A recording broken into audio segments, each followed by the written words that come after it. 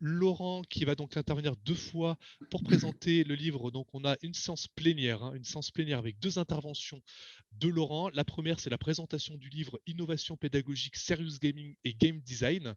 Et ensuite, Laurent switchera en anglais. Donc sur une présentation avec un titre en français ici dans le programme, hein, Intelligence collective et ludopédagogie. Et à la fin de ces 2 présentations, une séance de questions-réponses. Donc je le rappelle à toutes et tous, n'hésitez pas à partager vos questions dans le chat, je les relèverai et on les posera ensuite à Laurent tranquillement à la fin donc des 2 interventions. Eh bien écoute Laurent, il est 14 heures tout pile, donc c'est à toi, tu as 45 minutes, questions comprises, hein. Je sais que tu es très abondant sur les paroles, tu as beaucoup de choses à dire, mais bah, c'est à toi. Allez, on Ok, bon, t'écoute. mais merci beaucoup de me donner l'opportunité donc de parler un petit peu de pédagogie et de jeu. Donc merci à Antoine et à Philippe, hein. Alors effectivement, donc j'ai écrit récemment en fait un livre qui me permet de financer des cartes de jeu et des plateaux que je développe pour mon cours. Donc, moi, j'interviens dans un Learning Lab à l'IUT de Nîmes. Donc, j'enseigne en fait la science des matériaux, l'informatique et la gestion de projets donc en génie mécanique et productique. Donc, mes étudiants à l'arrivée ne sont pas des informaticiens, ce ne sont pas des managers forcément, mais voilà, c'est une formation quand même professionnalisante et ils ont besoin d'avoir une petite idée de comment on gère un projet, puisque c'est une des activités de deuxième année. Pendant toute la deuxième année, ils doivent donc mener à bien un projet à partir d'un cahier des charges. Alors, le livre que j'ai écrit, en fait, résume un petit peu un retour d'expérience. Donc, il s'adresse aussi bien aux enseignants qu'aux formateurs, aux ingénieurs pédagogiques, hein. Mon expérience autour donc, de l'univers du jeu comme levier d'engagement des étudiants pour un apprentissage, en fait, on va dire, efficace. Donc, dans la plupart des formations professionnalisantes, on attend des apprenants qui soient non seulement donc capables de mobiliser des savoir-faire, donc Julian Alvarez en a parlé ce matin, hein, donc des savoir-faire disciplinaires, mais aussi des compétences transversales, qu'on appelle souvent donc savoir-être ou soft skills, comme la curiosité, l'entraide, la communication. Voilà. Tout ça, ce sont des facettes que j'aborde avec mes étudiants. Et ils doivent être aussi être capables donc, de mettre en œuvre donc, de l'intelligence collective, parce qu'à plusieurs, ben, on peut réaliser des choses un peu plus complexes que si on travaille tout seul dans son coin. Et donc, pour ça, ils doivent adopter des stratégies de résolution de problèmes complexes. Alors, je vais juste vous dire, par exemple, les grandes lignes donc, de la table des matières. Donc, il y a une introduction où j'évoque justement mon changement de posture. Donc, bon, au début, voilà, il y a toujours un commencement, hein. Moi, ça fait 24 ans que je redouble en sciences des matériaux à l'IUT. Donc, comme je dis à mes étudiants, mon cours, je finis par le connaître, mais j'ai éprouvé à la fois au bout d'une quinzaine d'années une certaine lassitude, mais aussi un besoin donc, d'enseigner différemment, autrement. Et j'ai introduit petit à petit le jeu dans mon cours. Et c'est aussi que j'ai dû m'adapter à un public changeant aussi. Parce qu'en fonction des promotions qu'on a eues, mais, même s'ils avaient obtenu le bac, des fois le niveau scientifique n'était pas toujours là. Et donc j'ai dû ruser un petit peu pour les amener petit à petit à se mettre aux sciences.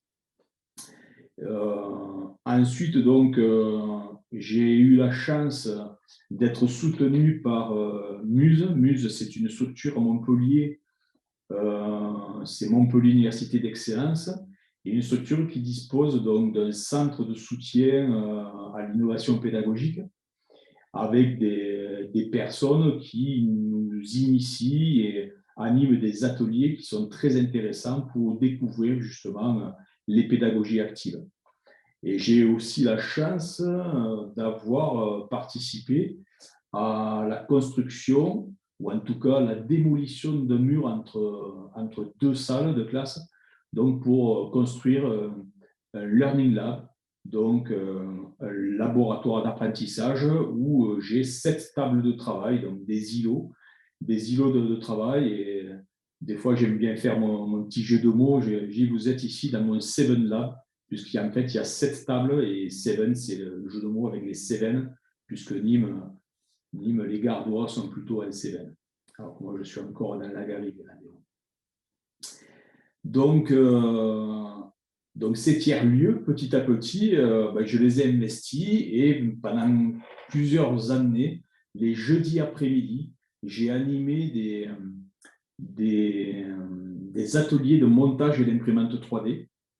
Et je me suis rendu compte que toute la technologie qui était autour des imprimantes 3D pouvait être détournée pour faire de l'instrumentation. C'est ce que je présenterai un peu plus tard. Et c'est comme ça que petit à petit, j'ai conçu cette activité donc de hack and jam. Je l'ai appelé hack and jam, puisque justement c'est le hacking, donc c'est détourner les composants des imprimantes 3D pour en faire des instruments de mesure pour caractériser les matériaux dans mon cours. Donc non seulement j'amène de la gestion de projet, mais en plus le prototype qui est conçu est réellement utilisé dans les séances de travaux pratiques au semestre suivant. Voilà, donc ensuite, dans le livre, il y a un chapitre sur l'intérêt de la gamification du cours, donc sur l'univers du jeu, comment créer du lien par le jeu. Et j'explique aussi comment, au début, en commençant, j'ai détourné les mécaniques de jeu existantes, en créant par exemple un jeu de cette famille, en utilisant Pictionary pour faire deviner les concepts de la science des matériaux, où j'ai utilisé Crazy Theory, donc c'est un petit jeu d'ambiance, un jeu de cartes assez sympa, donc qui permet par association d'idées comme ça de faire deviner ou de proposer une histoire. Et donc en m'appuyant sur cette mécanique de jeu, en fait, je permets aux étudiants de retenir les têtes de chapitre du cours. Et on s'appuie sur ça pour avoir une meilleure rétention, une meilleure mémorisation des choses. Et ensuite, il y a tout un chapitre qui concerne la créativité de l'enseignant, parce qu'au-delà de ce que je peux faire moi, au niveau de mon cours, je suis quelqu'un qui est assez créatif. J'ai fait de l'aquarelle, de la sculpture, j'ai même fait de la fonderie d'art. Enfin, voilà, donc je suis un petit peu touche à tout. Et du coup, j'ai aimé utiliser toutes ces technologies pour fabriquer des jeux, donc cartes, plateaux, les boîtes, hein, même les séparateurs. Enfin, je fais tout moi-même pour l'instant. Et ensuite, donc, je présente un petit peu les outils qui me permettent justement de créer ces jeux. Voilà un petit peu les grandes lignes du livre. Donc, comme le soulignait Antoine tout à l'heure, donc, on passera aux questions à la fin de mon intervention. Et donc là, je vais essayer de switcher en anglais pour les anglophones, puisque je serai dans quelques temps certainement amené à animer justement des ateliers sur le jeu dans un nouveau diplôme européen qui se met en place à l'Université de Montpellier. Et donc, pour moi, c'est une façon de mettre un petit peu le pied à l'étrier pour tenter de donner des explications en anglais autour du jeu. Autant dans le domaine scientifique, moi, je suis dans les matériaux pour l'énergie. Bon, j'avais plutôt l'habitude de parler anglais voilà, sur des aspects techniques ou technologiques, mais là, c'est nouveau pour moi, donc je vais essayer de faire au mieux. So, good afternoon, everyone. Today, I will present you how I have designed games for my students.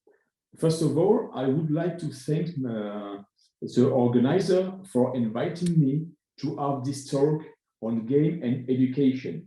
So I apologize for my English, but I will try talking about games for the first time.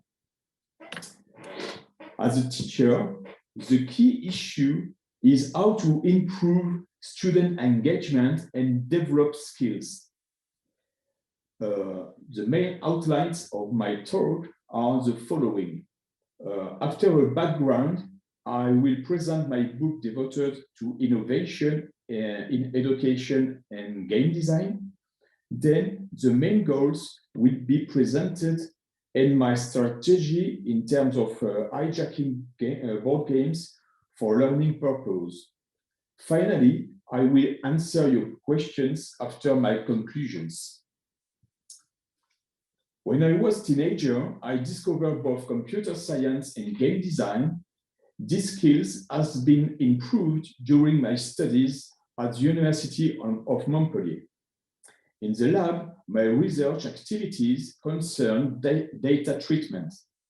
Nowadays, I am coding on Linux using Python for data analysis, LaTeX for document and game design, and C# for Arduino prototyping and mechatronics applications.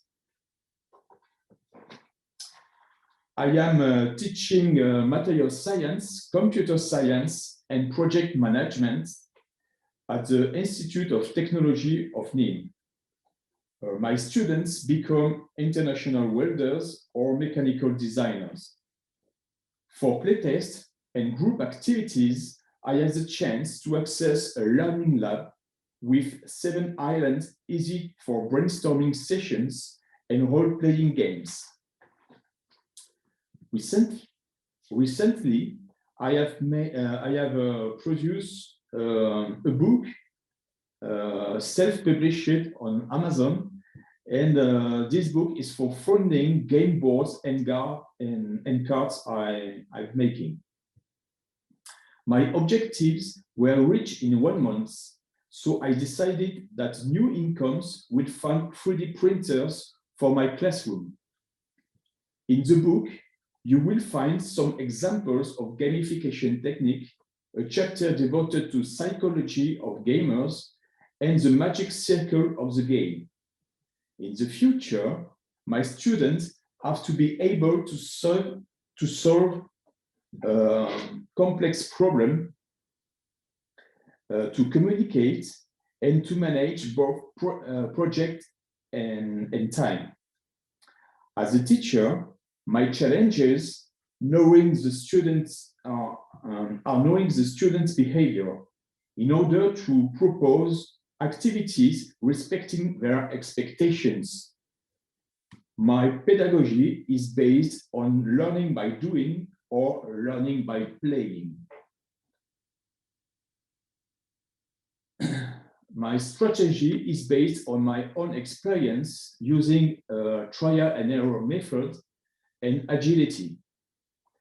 I have adapted the well-known Bartle test in the game board entitled Profile. This is a tool to decide in a group what kind of activity is suitable in order to improve or develop some new skills. From this tool, numerous board games were designed, played, and tested in the classroom.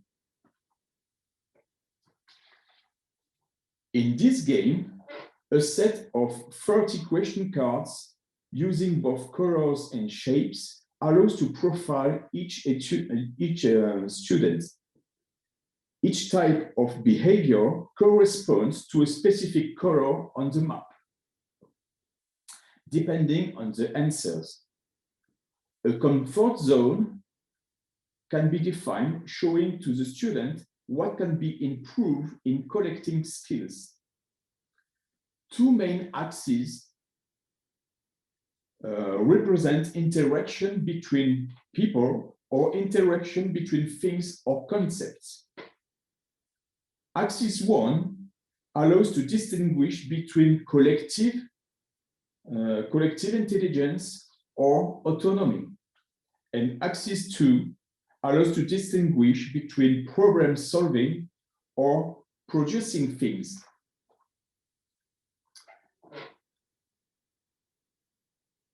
During a term, a group of 3 students is reading the question and the 2 possible answers on the card. Then they put a colored cube on the map.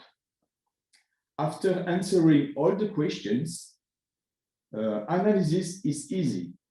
The sum of cross and triangle for axis 1 and the sum of cross and squares for axis 2. It gives the coordinates of the player on the map. For instance, in this picture, the yellow player is in the red zone. It is a communicant during a problem-based learning or in brainstorming session. The red player here in the yellow zone is more a leader who wants to make things in project management or in experimental practices. And finally, the blue one here is more creative and autonomous. He likes sharing its own solutions or discoveries. As in the Bartle test, players or students have preferred behaviors depending on the situation. Now, after profiling the group, it is easy to build work team and also propose activities adapted to them. It allows to discover new skills. Here in yellow, Hack and Jam is a role-playing game in project management. The main object produced is an instrument for characterization. In blue here, the game Grow My Planet is a board game explaining cycle life of materials. In red, Microsquare Evolution is a board game for mind mapping in a problem-based learning. And then Skill Quest is a text adventure book co-written in French course by students. So each game is a way to develop some particular skills. Analytical thinking, for instance, or active learning, complex problem solving, critical thinking, and so on. Leadership or social influence, for instance.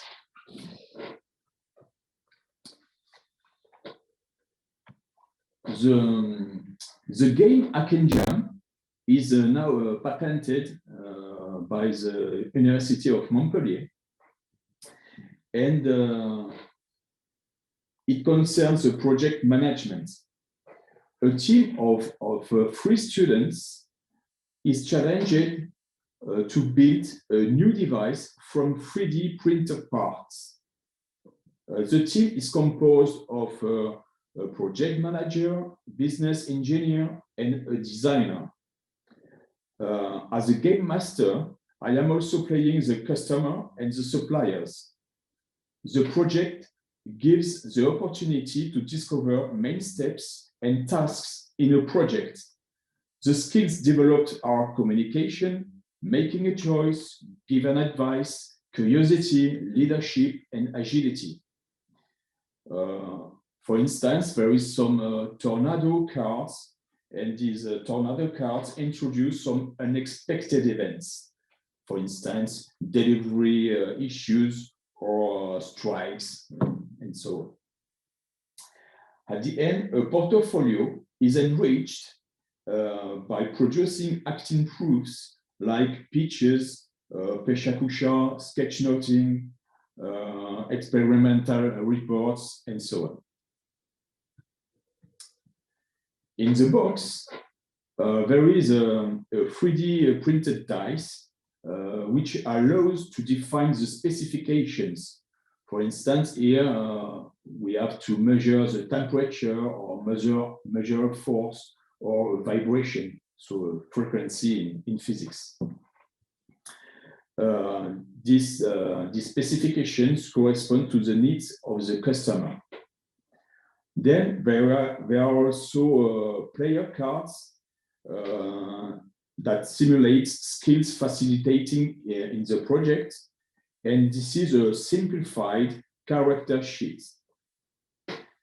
There is also some item cards for the supply catalog, and a special color-based matching system is used to check the technical feasibility of the prototype. And then these cards have been patented also. Since I am also teaching computer science, I am showing how to implement a modified Monopoly game board using a tricky way to collect task cards by rolling 2 dice. I am using the sum for time boxing each task, the difference to move on the board, and there is also a threshold to pick unvisited task. It is a way in computer science, a way of thinking data structure like lists or dictionaries in Python. Then at the end, I give some Arduino modules and shields that are connected together, and the code is uploaded. The prototype is used to characterize material properties. For the student, it is a Christmas time in September. As an example, you can see here some prototypes for determining both mechanical and thermal properties of metals. In the last example here, length and diameter of a tungsten filament can be obtained by analysis the experimental data here.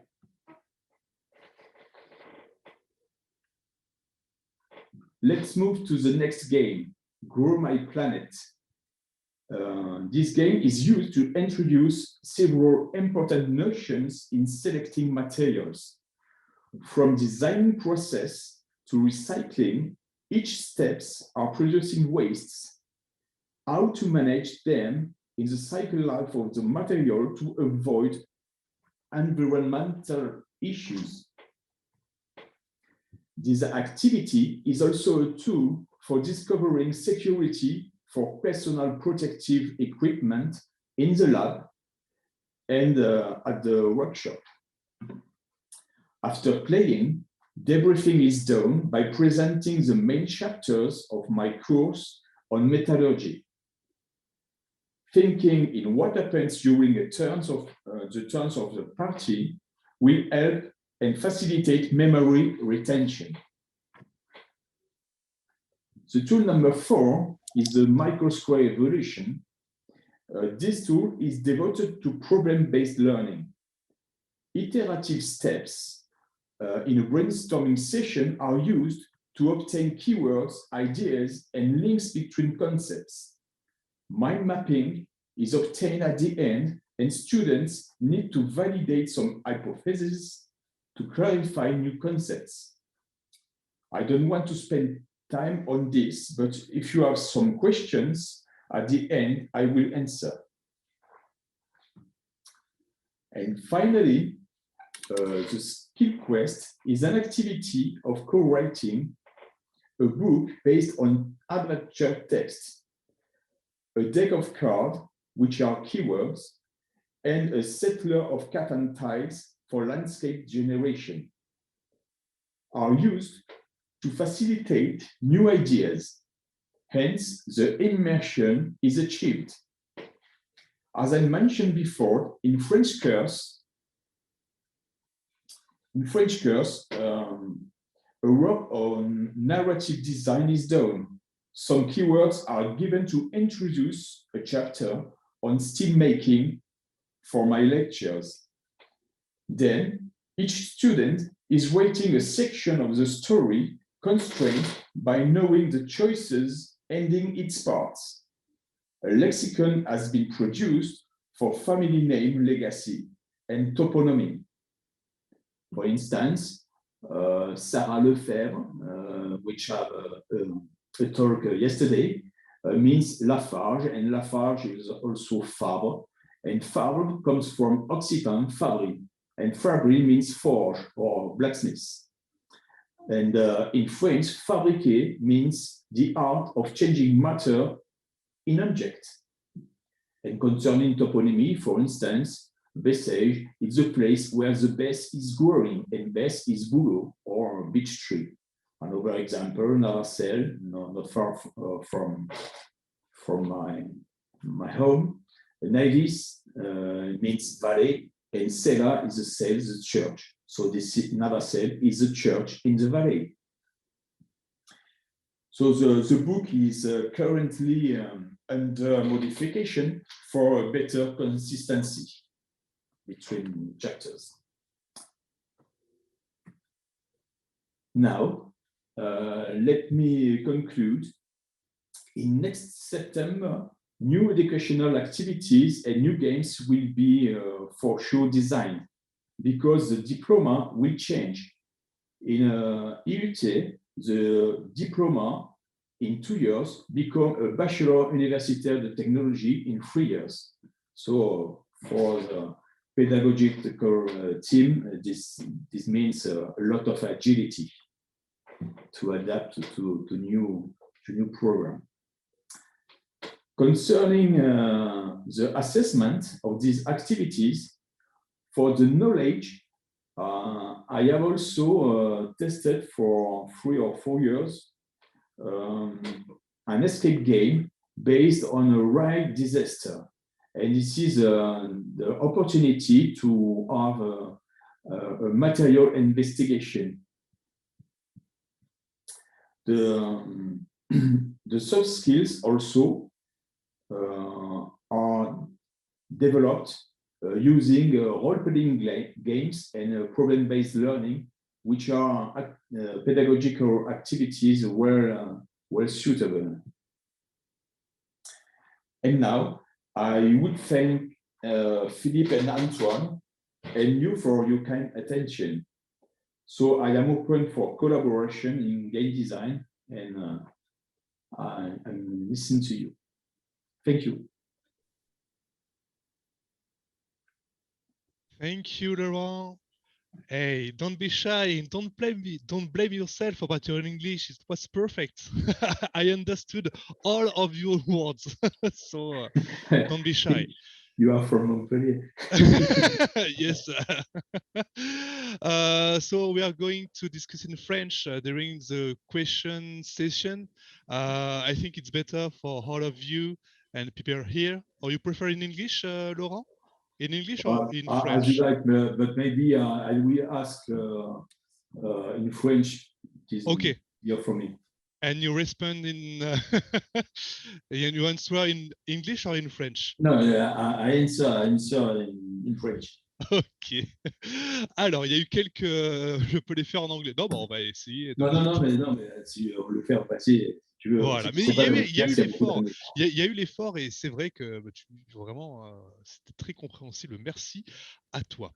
Alors, les questions dans le chat que j'ai relevées. Déjà, ça concerne l'imprimante 3D. Donc, allez-vous imprimer des imprimantes 3D avec vos imprimantes dans des projets autour d'Arduino ou autre? Tu vois le truc? Imprimer des imprimantes 3D. Ouais, c'est le concept, c'est la machine de Dupont qui se duplique elle-même. Ben, effectivement, on peut imprimer les connecteurs qui permettent de relier les tubes entre eux. On peut effectivement imprimer une imprimante 3D avec une imprimante 3D. Et c'est vrai qu'au début, on a fait comme ça d'ailleurs. Et donc, tu vas l'utiliser 7-8 ans, quand on a commencé à mettre en place les imprimantes 3D à l'IUT, ben, on en avait acheté une et ensuite, on a dupliqué. Et c'est comme ça que j'ai animé des ateliers de montage. D'accord, donc c'est utilisé, tu vas continuer à l'utiliser en ce sens. Ah oui. Et ensuite, là, mais l'idée, c'est, par exemple, d'imprimer certaines tuiles. Parce que je n'ai pas parlé de tous les jeux. Il y a des petits jeux rapides, des petites activités où j'utilise des tuiles. on va dire, conçu une sorte d'alphabet qui me permet de déposer des tuiles rapidement, qu'on pioche aléatoirement, et ça permet de rendre compte, par exemple, de la propagation des fissures dans la fatigue mécanique des matériaux. Et on se rend compte en 2-3 minutes, donc chaque étudiant fait sa fissure, mais il n'y en a aucune qui se ressemble. Et comme dans la vraie vie, après on parle du côté fractal de la croissance. Des fois, il y en a qui piochent des tuiles vides où il n'y a pas. Et je leur explique que c'est l'étape de maturation, où des fois, il n'y a pas de croissance de fissure parce que justement, les contraintes mécaniques sont trop faibles pour propager cette fissure. Enfin, voilà. Donc, ça permet de rebondir sur les notions de cours après, mais en illustrant très rapidement, en TP, les notions de cours. J'aime beaucoup cette expression, chacun fait sa fissure. C'est vrai que c'est très propre à ta matière, parce que c'est vrai que tu peux nous rappeler dans quelle discipline tu es, justement, dans la discipline vraiment? Donc moi j'enseigne donc principalement, on va dire, la science des matériaux. Donc c'est la continuité de physique-chimie, mais pour un public de concepteurs en mécanique. Et comme à Nîmes, on a une formation d'ingénieur soudeur, on axe beaucoup sur les propriétés mécaniques et thermiques des métaux, et notamment des aciers et alliages d'aluminium. Voilà. Donc ça, c'est pour les grandes lignes. Ensuite, donc, accessoirement, j'interviens aussi donc, dans le cours d'algorithmique en informatique. Et donc, j'initie les étudiants au codage en Python. Et cette année, j'ai même testé l'algorithmique sans ordinateur. Donc, en expliquant des concepts. Et ensuite, on essaie de définir l'algorithme juste en déplaçant des pions sur un plateau, en utilisant des graphes ou des maps, des maps hexagonales, comme on peut voir dans les Wargames. Mais, et là, après, derrière, on réfléchit sur comment implémenter ça concrètement. Et ça permet, par exemple, aux étudiants de s'initier aux notions de maillage en mécanique, puisqu'après, ils doivent modéliser le comportement du matériau lorsqu'il est sollicité sous contrainte mécanique ou thermique. Et donc, c'est une initiation à travers ces activités-là au maillage qui est abordé après au dernier semestre par un collègue mécanicien. Mais je dégrossis le terrain un petit peu à travers ces activités-là. Très polyvalent. Voilà, c'est ce qu'on retient, très polyvalent dans les enseignements que tu peux faire. En tout cas, oui, parce que moi, j'étais un rebelle au milieu de mécaniciens. Je suis chimiste de formation. Je fais beaucoup d'instrumentation et de traitement de données au laboratoire. Et donc, j'ai transféré ces compétences-là d'instrumentation et j'ai adapté ça à plus bas niveau, bien sûr, à mes étudiants, mais et en m'appuyant sur le jeu. Et au final, je suis assez satisfait du résultat. Et depuis 5 ou 6 ans, j'ai l'impression d'avoir une deuxième carrière d'enseignant. Au point qu'à l'époque, j'arrivais à mettre des étudiants dehors de la classe au bout d'une heure ou 3/4. Les derniers quarts d'heure, à chaque fois, je n'avais plus la patience de les garder. Et aujourd'hui, je les mets dehors, mais parce qu'ils ont cours avec le collègue. Ils ne quittent pas la salle. Donc, ils veulent rester, quoi. Tout le monde s'éclate. Alors justement, sur un peu ce que tu fais, il y a eu des questions aussi qui ont été posées en privé. Est-ce que tu as un retour d'expérience à nous proposer sur l'auto-édition via Amazon que tu as présenté justement dans la présentation de ton livre? Est-ce que tu peux nous faire un retour d'expérience en ce sens? Alors, pour publier sur Amazon, en fait, il faut avoir donc, le livre. C'est déjà une bonne chose. Oui. Alors après, il faut avoir un maximum de personnes qui relisent le livre, parce que moi, par expérience, je l'ai confié à 2-3 personnes, mais ça ne suffit pas, parce qu'à la relecture, il y a encore quelques coquilles qui sont restées, quelques fautes d'orthographe, enfin, voilà, ça peut arriver. Et ensuite, techniquement, pour héberger le livre, il faut envoyer un fichier PDF à Amazon. Et là, il y a 2 possibilités. Donc, soit on publie le livre en version brochée, et à ce moment-là, comme on est en France, on est tenu en fait d'obtenir le code ISBN auprès, donc c'est le code barre qui est à l'arrière du livre, hein. C'est la plaque d'immatriculation du livre en fait, et on a besoin d'obtenir ce code auprès de la Bibliothèque nationale de France, et pour avoir le droit en fait de diffuser. Et ensuite, donc, Amazon a une deuxième possibilité, c'est de faire la version. Alors là, il faut faire attention. Et moi, je ne me suis pas spécialement méfié, j'ai trouvé que ça marchait bien. Proposer donc une version électronique. Et la version électronique, il y a une étape automatique là, de conversion pour le format après Kindle, un EPUB. Et en fait, il y a un souci à la conversion. Moi, j'ai des figures un peu sophistiquées à l'intérieur, ce n'est pas de simples images. Et en fait, la conversion fait que le fichier numérique est endommagé, on va dire. Et il y a toute une partie du livre sur la fin qui, apparemment, d'après les retours des personnes qui l'ont obtenu comme ça en version électronique, sort en caractère gras. Donc là, il faut faire attention au niveau de la mise en page. Alors, si je dois éditer un prochain livre, je ne le mettrai pas en version électronique pour ne pas avoir ce problème-là. Donc, je ne sais pas trop pour l'instant comment contourner le problème. Donc, tu veux dire par là que tout un chacun peut proposer son livre et être publié finalement via Amazon. C'est ce que oui, alors ensuite, donc, l'intérêt, c'est tout le processus. Par exemple, moi, j'étais en contact avec les éditions Ellipse pour éditer un bouquin sur la science des matériaux. J'ai entrepris la rédaction justement l'an dernier au début du confinement. Hein. C'était l'occasion pour moi de concrétiser toute cette accumulation de connaissances que j'ai eues depuis des années dans le domaine. Mais au final, je n'ai pas eu de retour. Alors, ils m'ont fait faire des modifications. J'avais fait de jolies couleurs, des choses comme ça. Ils disaient non, mais nous, on va éditer de toute façon en noir et blanc. Donc, j'ai dû tout reprendre. Et au final, ils m'ont tenu le bec dans l'eau. Ça court toujours. Donc, je pense que je vais passer par l'auto-édition. Alors, l'autre truc, c'est qu'un éditeur, alors lui, il a sa chaîne de distribution avec les librairies et il reverse en fait à l'auteur 7% du prix de vente, mais à partir du 1000e livre. Donc, il faut en avoir vendu 1000. Donc, ils font du stock, ils impriment et ils ne sont pas sûrs de vendre. Et l'auteur n'est pas sûr de toucher le droit d'auteur, les redevances. Sur Amazon, les livres sont imprimés au compte-gouttes. C'est-à-dire, à chaque vente, le livre est imprimé. Et Amazon reverse, en fait, 60% du prix de livre moins le prix d'impression. Ce qui fait que moi, typiquement, le livre, je l'ai mis à 30 € à la vente et je récupère grosso modo une quinzaine d'euros par livre. Et ces 15 €, ils sont réinvestis pour imprimer mes cartes. Là, j'ai reçu dernièrement un dernier jeu de cartes sous blister. Là. Je commande ça en Chine. Et justement, comme je passe par des imprimeries chinoises, l'université n'ayant pas ces imprimeurs dans leur catalogue, il leur est impossible de me rembourser.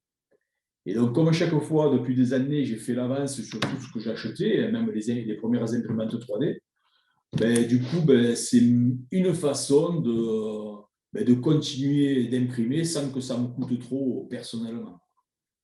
Est-ce que tu peux un peu en dire plus sur les jeux physiques là, on a parlé du livre, mais sur les jeux physiques, tu as parlé de plateformes en Chine, tu les fais éditer, les cartes là-bas, tu as des sites. Je pense que ça peut intéresser beaucoup de collègues sur comment tu fais. Les cartes, c'est pareil. Donc, tous les designs de cartes, moi, je les fais sous LaTeX, donc, qui est le logiciel de traitement de texte des scientifiques, on va dire.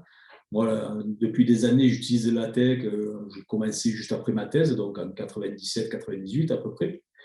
Et c'est quand j'ai basculé sous Linux que je me suis mis à fond sous LaTeX parce que j'en avais marre de PowerPoint, de Word avec les mises à jour, les incompatibilités entre les versions. Enfin, voilà. Donc, et ça me permet aussi de créer le design de mes cartes. Donc, le design des cartes, l'intégration des icônes, le choix des couleurs. Donc, tout le code couleur, la charte graphique, en fait, correspond à la charte graphique de l'Université de Montpellier. C'est le bleu de l'université, c'est le rouge de l'université. Enfin, voilà, j'ai respecté tout ça. Et, Tu as respecté ensuite, volontairement, ce n'était pas une obligation de l'université de ah Montpellier non, non, quand même. c'était moi, Ah, parce voilà. que, voilà, pour dire, voilà, je fais partie de l'université de Montpellier, c'est ma façon. Et puis, c'est surtout que ça m'oblige, voilà, à adopter toujours le même type de design. Et donc, je fais même mes cartes, mes boîtes, les boîtes de rangement. Les boîtes de rangement, donc il y a des petites icônes là, parce que, par exemple, là, c'est le principe print, cut, fold and play. Mhm. Donc là, même si je l'ai fait pour moi en version cartonnée, ben, je pourrais très bien distribuer ça sous forme de fichier PDF, donc pour les collègues qui voudraient utiliser le jeu. Mais le plateau de jeu, voilà, c'est un plateau qui se plie en 4 parties. Alors, j'achète les plateaux vierges, j'imprime sur des étiquettes A4 adhésives. Donc, j'ai conçu donc, toute une chaîne logicielle qui me permet de découper en 4 mes plateaux. Et comme ça, après, j'ai plus qu'à coller. Alors, je passe des soirées à ça, bien sûr, hein. Mais bon. Et ensuite, j'achète aussi là, les petits cubes. Je ne sais pas si vous voyez, donc les petits cubes en bois euh, aux 3 couleurs principales, puisque mes, mes 3 rôles différents dans le jeu Hack par exemple, donc j'ai le chef de projet en rouge, l'ingénieur d'affaires en jaune et le bureau d'études en bleu. Donc il y a un code couleur. Ils ont même leur brassard, c'est-à-dire que dans l'activité, je les ai là, les brassards. Donc il y a des brassards, ils mettent ça au bras comme les capitaines de foot. Et comme ça, quand je demande à l'ingénieur d'affaires de venir, il ne m'embrouille pas, c'est l'ingénieur d'affaires qui vient, celui qui a le brassard jaune. Et je ne réponds qu'à lui, puisqu'il est censé être le communicant de l'équipe. C'est lui qui fait le relais entre donc, le client et son équipe. Et ensuite, de temps en temps, c'est le chef de projet qui vient présenter les choix de son équipe. Donc, c'est là qu'il vient pitcher. Donc, en 1 minute 30, là, enfin, en 180 secondes, il vient expliquer aux autres équipes ce sur quoi ils vont travailler. Alors, soit je mets les équipes en compétition autour d'un même problème complexe que je divise en différentes parties et au bout d'1 h 30, on fusionne et on finalise le projet, soit je les mets sur de la conception de dispositifs complètement différents. Voilà. Ok, alors Laurent, il reste quelques minutes. Si tu es rapide, on aura le temps à 2 questions. Si tu n'es pas rapide, ce sera qu'une seule Je vais essayer de faire au niveau de ta rapide. réponse. Alors, la première, c'est donc là, ça s'adresse à toi, hein. Comment avez-vous défini les logos qui correspondent aux différentes thématiques sur le dé de Hack and Jam? Est-ce que c'est de la facilitation graphique? Non, je suis allé sur Google, j'ai fait,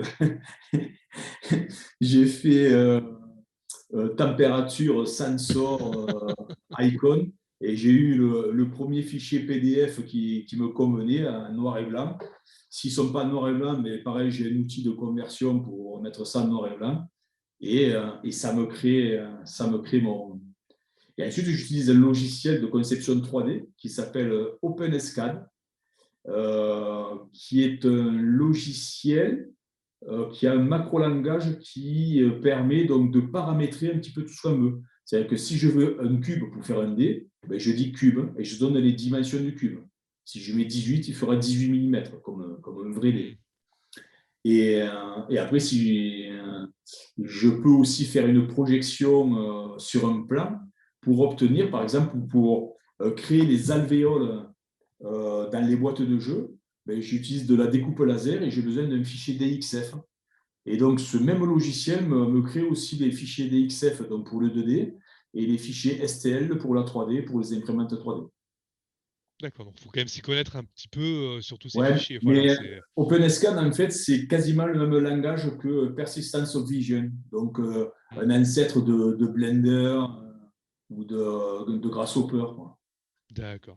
Bon, bah écoute, Laurent, merci, c'est passionnant, on aimerait poursuivre, mais on arrive au terme de ce temps imparti. Donc, merci à toi. Tu verras qu'il y a d'autres questions dans le chat, je te laisse les Okay. regarder, hein. Il y a eu des réactions. Donc, en privé, n'hésitez pas à échanger avec Laurent. Vous avez donc découvert le livre ainsi que les différents dispositifs qu'il crée. Donc, merci beaucoup à toi, Laurent. Et je vais sans plus tarder passer la parole à Philippe pour la suite de la partie. Philippe, c'est à toi. Merci Antoine, merci beaucoup Laurent pour ce retour Avec plaisir. d'expérience très riche sur tes activités et puis sur le retour d'expérience concernant Amazon. Oui, J'ai trouvé que c'était vraiment intéressant. Voilà, on a appris plein de choses et puis c'était authentique, c'était bien. comme à la Voilà. maison. Voilà. Non, non, vraiment Je génial. suis à la maison. Oui, oui.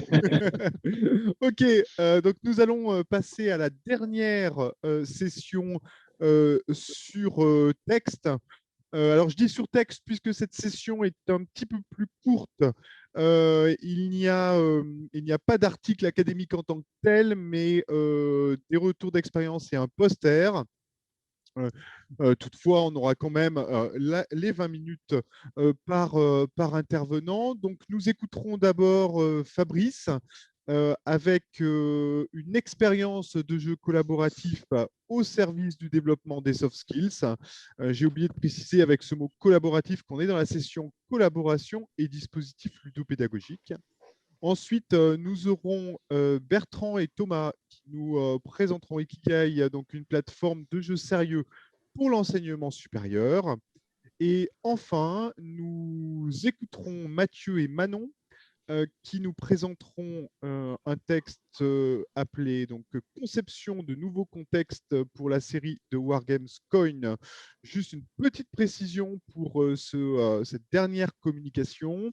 Il s'agit ici de deux étudiants, un L3 et un M1, une M1, pardon, qui vont nous faire un retour d'expérience de leur projet collectif qui a été intégré dans le cadre d'un travail académique et de recherche. Et donc, voilà, nous accueillerons deux étudiants pour terminer la dernière session de papier présentée dans ce colloque. Donc, eh bien, je vais donner la parole maintenant à Fabrice, qui fait partie du groupe de recherche thématique Maca Management. Je suis très content de le revoir ici. Donc, Fabrice, écoute, tu as un quart d'heure de présentation et quelques minutes de questions. C'est à toi. Merci à toi Philippe et bonjour à toutes et à tous. Je voulais partager avec vous cet après-midi une expérience pédagogique à partir d'un jeu, du détournement d'un jeu commercial.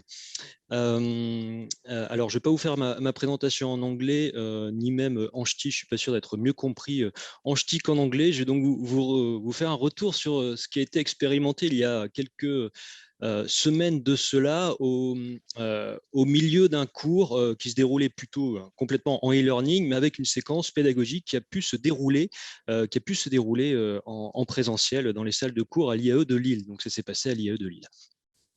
Alors, l'idée est la suivante, c'est qu'on a un groupe d'étudiants qui est en licence professionnelle en management de projet événementiel, un groupe d'étudiants en contrat d'apprentissage, donc des alternants qui sont, pour faire simple, moitié du temps dans leur entreprise, plus essentiellement dans des agences d'événementiel et de communication, et puis moitié du temps à l'IAE en cours en distanciel en ce moment.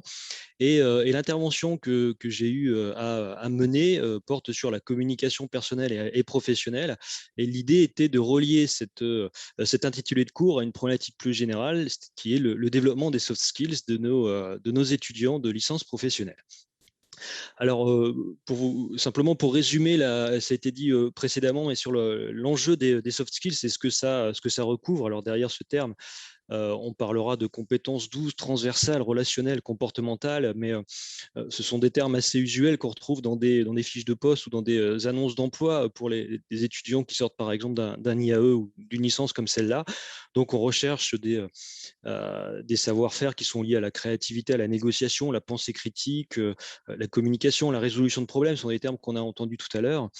Et à partir de là, la question avec le responsable de cette licence professionnelle, c'était quelle pédagogie, quelle forme pédagogique utiliser pour favoriser l'acquisition de ces soft skills.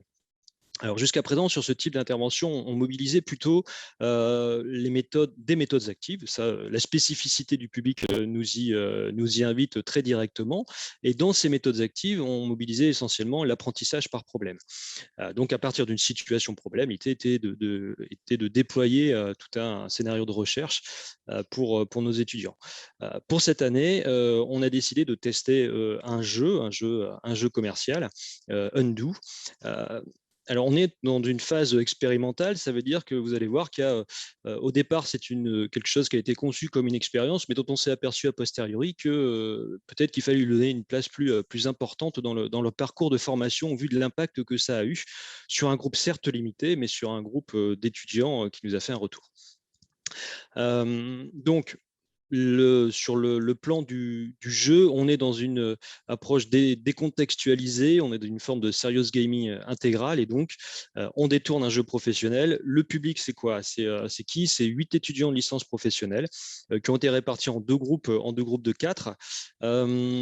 Pour vous donner des éléments de contexte, le groupe initialement comptait 16 étudiants à distance, et puis ces étudiants ont souhaité qu'on puisse, et moi aussi, réaliser une partie de l'intervention en présentiel, mais je trouve qu'au final, on n'en a accueilli que 8 dans la salle de cours, ce qui fait que des étudiants ont suivi ce qui s'est passé à distance. Alors, pas forcément de manière très facile, parce que j'ai filmé et orienté la caméra et le son vers un des groupes, mais bon, ils ont suivi à distance ce qui s'est passé.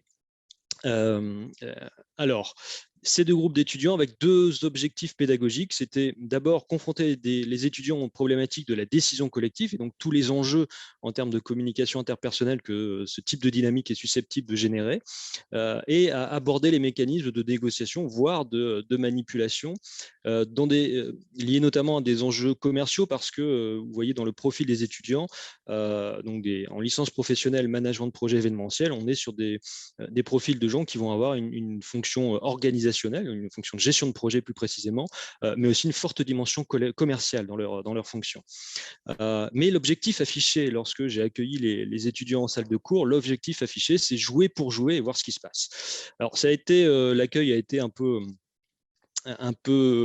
bizarre au début, c'est-à-dire que lorsque j'ai affiché cet objectif-là, ils m'ont regardé avec un regard un peu interrogatif, mais l'hypothèse que j'ai voulu poser au départ, c'était de considérer que si j'affichais trop explicitement mes objectifs pédagogiques, j'allais orienter leur regard, orienter leur comportement. Pourquoi je suis parti de ça? Parce que lorsque, dans ce type d'intervention, ou lorsqu'on travaille sur des enjeux de négociation, on dit explicitement aux étudiants, pour un premier jeu, une première simulation, qu'on est dans une logique de négociation, on va souvent voir émerger des comportements très archétypaux. Voilà, c'est une posture très caricaturale de négociateur. Et je voulais éviter de générer ça, des comportements pré-stéréotypés en quelque sorte. Donc c'était jouer pour jouer, puis on voyait ce qui se passe. Alors le jeu Undo, c'est un jeu que je n'ai expérimenté qu'en famille jusqu'à présent, et que j'ai trouvé riche dans les interactions que ça permettait. C'est un jeu coopératif. Alors j'ai repris tout en bas de ce poster la présentation, un résumé de la présentation de la part de Gigamic, qui est l'éditeur du jeu. C'est un jeu coopératif très immersif, donc qui permet à ses joueurs d'influencer le passé pour changer l'avenir. Par exemple, vous avez un meurtre, une situation d'un meurtre, et l'enjeu, c'est d'éviter ce meurtre, et donc vous pouvez revenir dans le passé, à certaines périodes du passé, pour changer ce qui s'est passé, pour changer les événements. Et au fur et à mesure de l'avancée du scénario, vous voyez les conséquences de vos actes. C'est un retour vers le futur, c'est je pars dans le passé, je modifie volontairement un élément du futur, et je reviens, je vois ce que ça donne, est-ce que j'ai bien anticipé la manière dont les choses ont évolué. Mais du coup, néanmoins, prenez garde, lorsqu'on reprend la présentation de l'éditeur, chaque saut dans le temps porte en lui une décision capitale sur la vie ou la mort des personnages impliqués, vous n'avez pas le droit à l'erreur. Bref, dans les prises de décision, on a à chaque étape, plusieurs possibilités de prise de décision. On ne sait pas ce que ça va donner. Il y a une forte indétermination quant à la conséquence de nos actes. Et ce qui a amené, en l'occurrence, à énormément de débats et de discussions sur les conséquences des choix. Ce qui fait que, pour vous donner un des éléments du dispositif, j'envisageais au départ une séquence scénario qui dure approximativement 1 heure. Sur le jeu, les étudiants ont joué pendant 2 heures. Donc ça demande un peu de souplesse, et heureusement qu'on avait prévu un petit peu de temps pour ça. Alors, pour la méthodologie, d'abord, j'ai observé et filmé les 2 groupes. J'ai enregistré leurs prestations. J'ai pris des notes au fur et à mesure en mettant en retrait donc au fur et à mesure de leurs prestations. Si j'avais eu plus d'étudiants dans ce cours en présentiel, j'aurais attribué à chacun des groupes un observateur ou une observatrice avec une invitation à prendre des notes sur les interactions. Donc c'est moi qui ai fait le travail du fait d'un nombre limité d'étudiants. Juste après, j'ai enregistré un feedback collectif à chaud. Chaque groupe a été filmé, enregistré pour discuter et faire un retour sur la manière dont ils ont perçu le jeu, donc ils se sont sentis dans le jeu, sur la manière dont ils avaient interagi. Et puis un enregistrement aussi d'un feedback collectif à froid. On s'est retrouvé une semaine plus tard à distance, où là, on a, après avoir s'être réapproprié la séquence pédagogique d'un point de vue plus théorique avec des références théoriques, on est revenu sur un feedback collectif à froid. Et là, avec une intervention supplémentaire de celles et ceux qui n'avaient pas participé au jeu et qui ont écouté ce qui s'était passé et qui ont posé des questions d'approfondissement aux joueurs. Alors, pour moi, les premiers résultats, ils ont été très intéressants du point de vue des objectifs pédagogiques initiaux. Mais ils vont bien au-delà du cadre de cours. Alors c'est là où à la fois dans ce dispositif, j'ai une envie réelle de le reproduire et de l'intégrer dans cette séquence pédagogique. Mais ça demande à être ajusté par rapport au découpage traditionnel des différentes interventions dans cette formation. Pourquoi ? Parce que le jeu nous a invités à aborder des problématiques et des thématiques qui vont au-delà de la thématique elle-même du cours. Même si à chaque fois dans les retours et dans les discussions, dans les échanges avec les étudiants, il s'agissait de centrer la discussion sur les interactions, sur la manière dont les gens ont communiqué entre eux. Alors, ce qui est ressorti des propos des étudiants et de ce qu'a, du coup, à partir de là, on a développé des dimensions plus théoriques et réflexives, c'est d'abord l'importance de la négociation sur les règles. C'est-à-dire que les règles du jeu ne sont pas complexes en tant que telles, mais elles demandent une vraie discussion sur la mise en place des cartes, par exemple. Une réflexion aussi sur le processus lié à la délibération collective, à la prise de décision. C'était très amusant de voir comment les groupes sont revenus très fréquemment sur leur prise de décision, s'étaient mis d'accord sur une prise de décision, et au moment d'acter, de réaliser l'acte, à chaque fois, régulièrement, il y avait un étudiant qui bloquait pour dire non, il faut vraiment qu'on creuse pour être sûr, parce qu'il y a une forte indétermination des conséquences de nos choix, qui aboutissent du coup à faire en sorte que le scénario final soit aggravé ou amélioré. Pour le coup, il y a un groupe pour lequel le scénario a été réglé, il n'y a pas eu meurtre, et dans l'autre groupe, c'était une catastrophe. Ça a très largement aggravé le scénario initial. Donc, ça a permis aussi de discuter de la place de l'informel et de l'implicite dans les interactions, sur le plan aussi comportemental et sur le plan physique.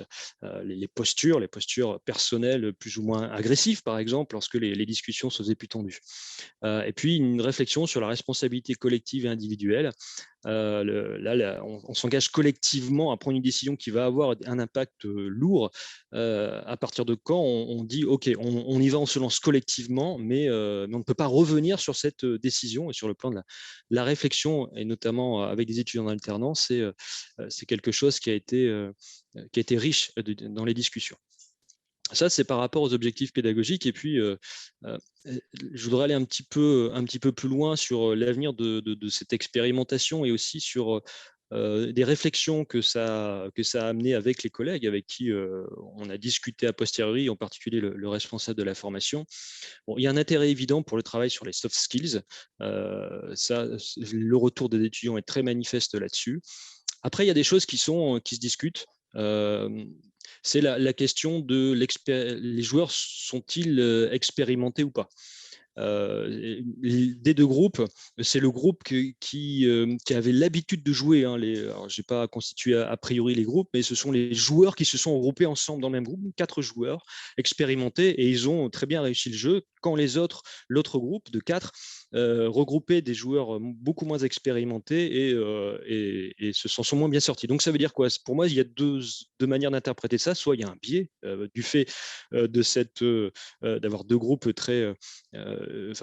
fait d'avoir des joueurs expérimentés qui orientent du coup la capacité à réussir ou pas, ou alors c'est une forme de mise en valeur aussi de l'intérêt de la manière dont les joueurs développent des compétences de négociation, de discussion, de communication. Donc c'est pas un biais dans ce cas-là, ce serait plutôt une découverte, une validation du fait que des gens qui sont expérimentés dans le jeu et qui utilisent le jeu pour eux-mêmes développent des compétences qui sont liées aux soft skills et qui sont transférables dans le monde et dans le contexte professionnel.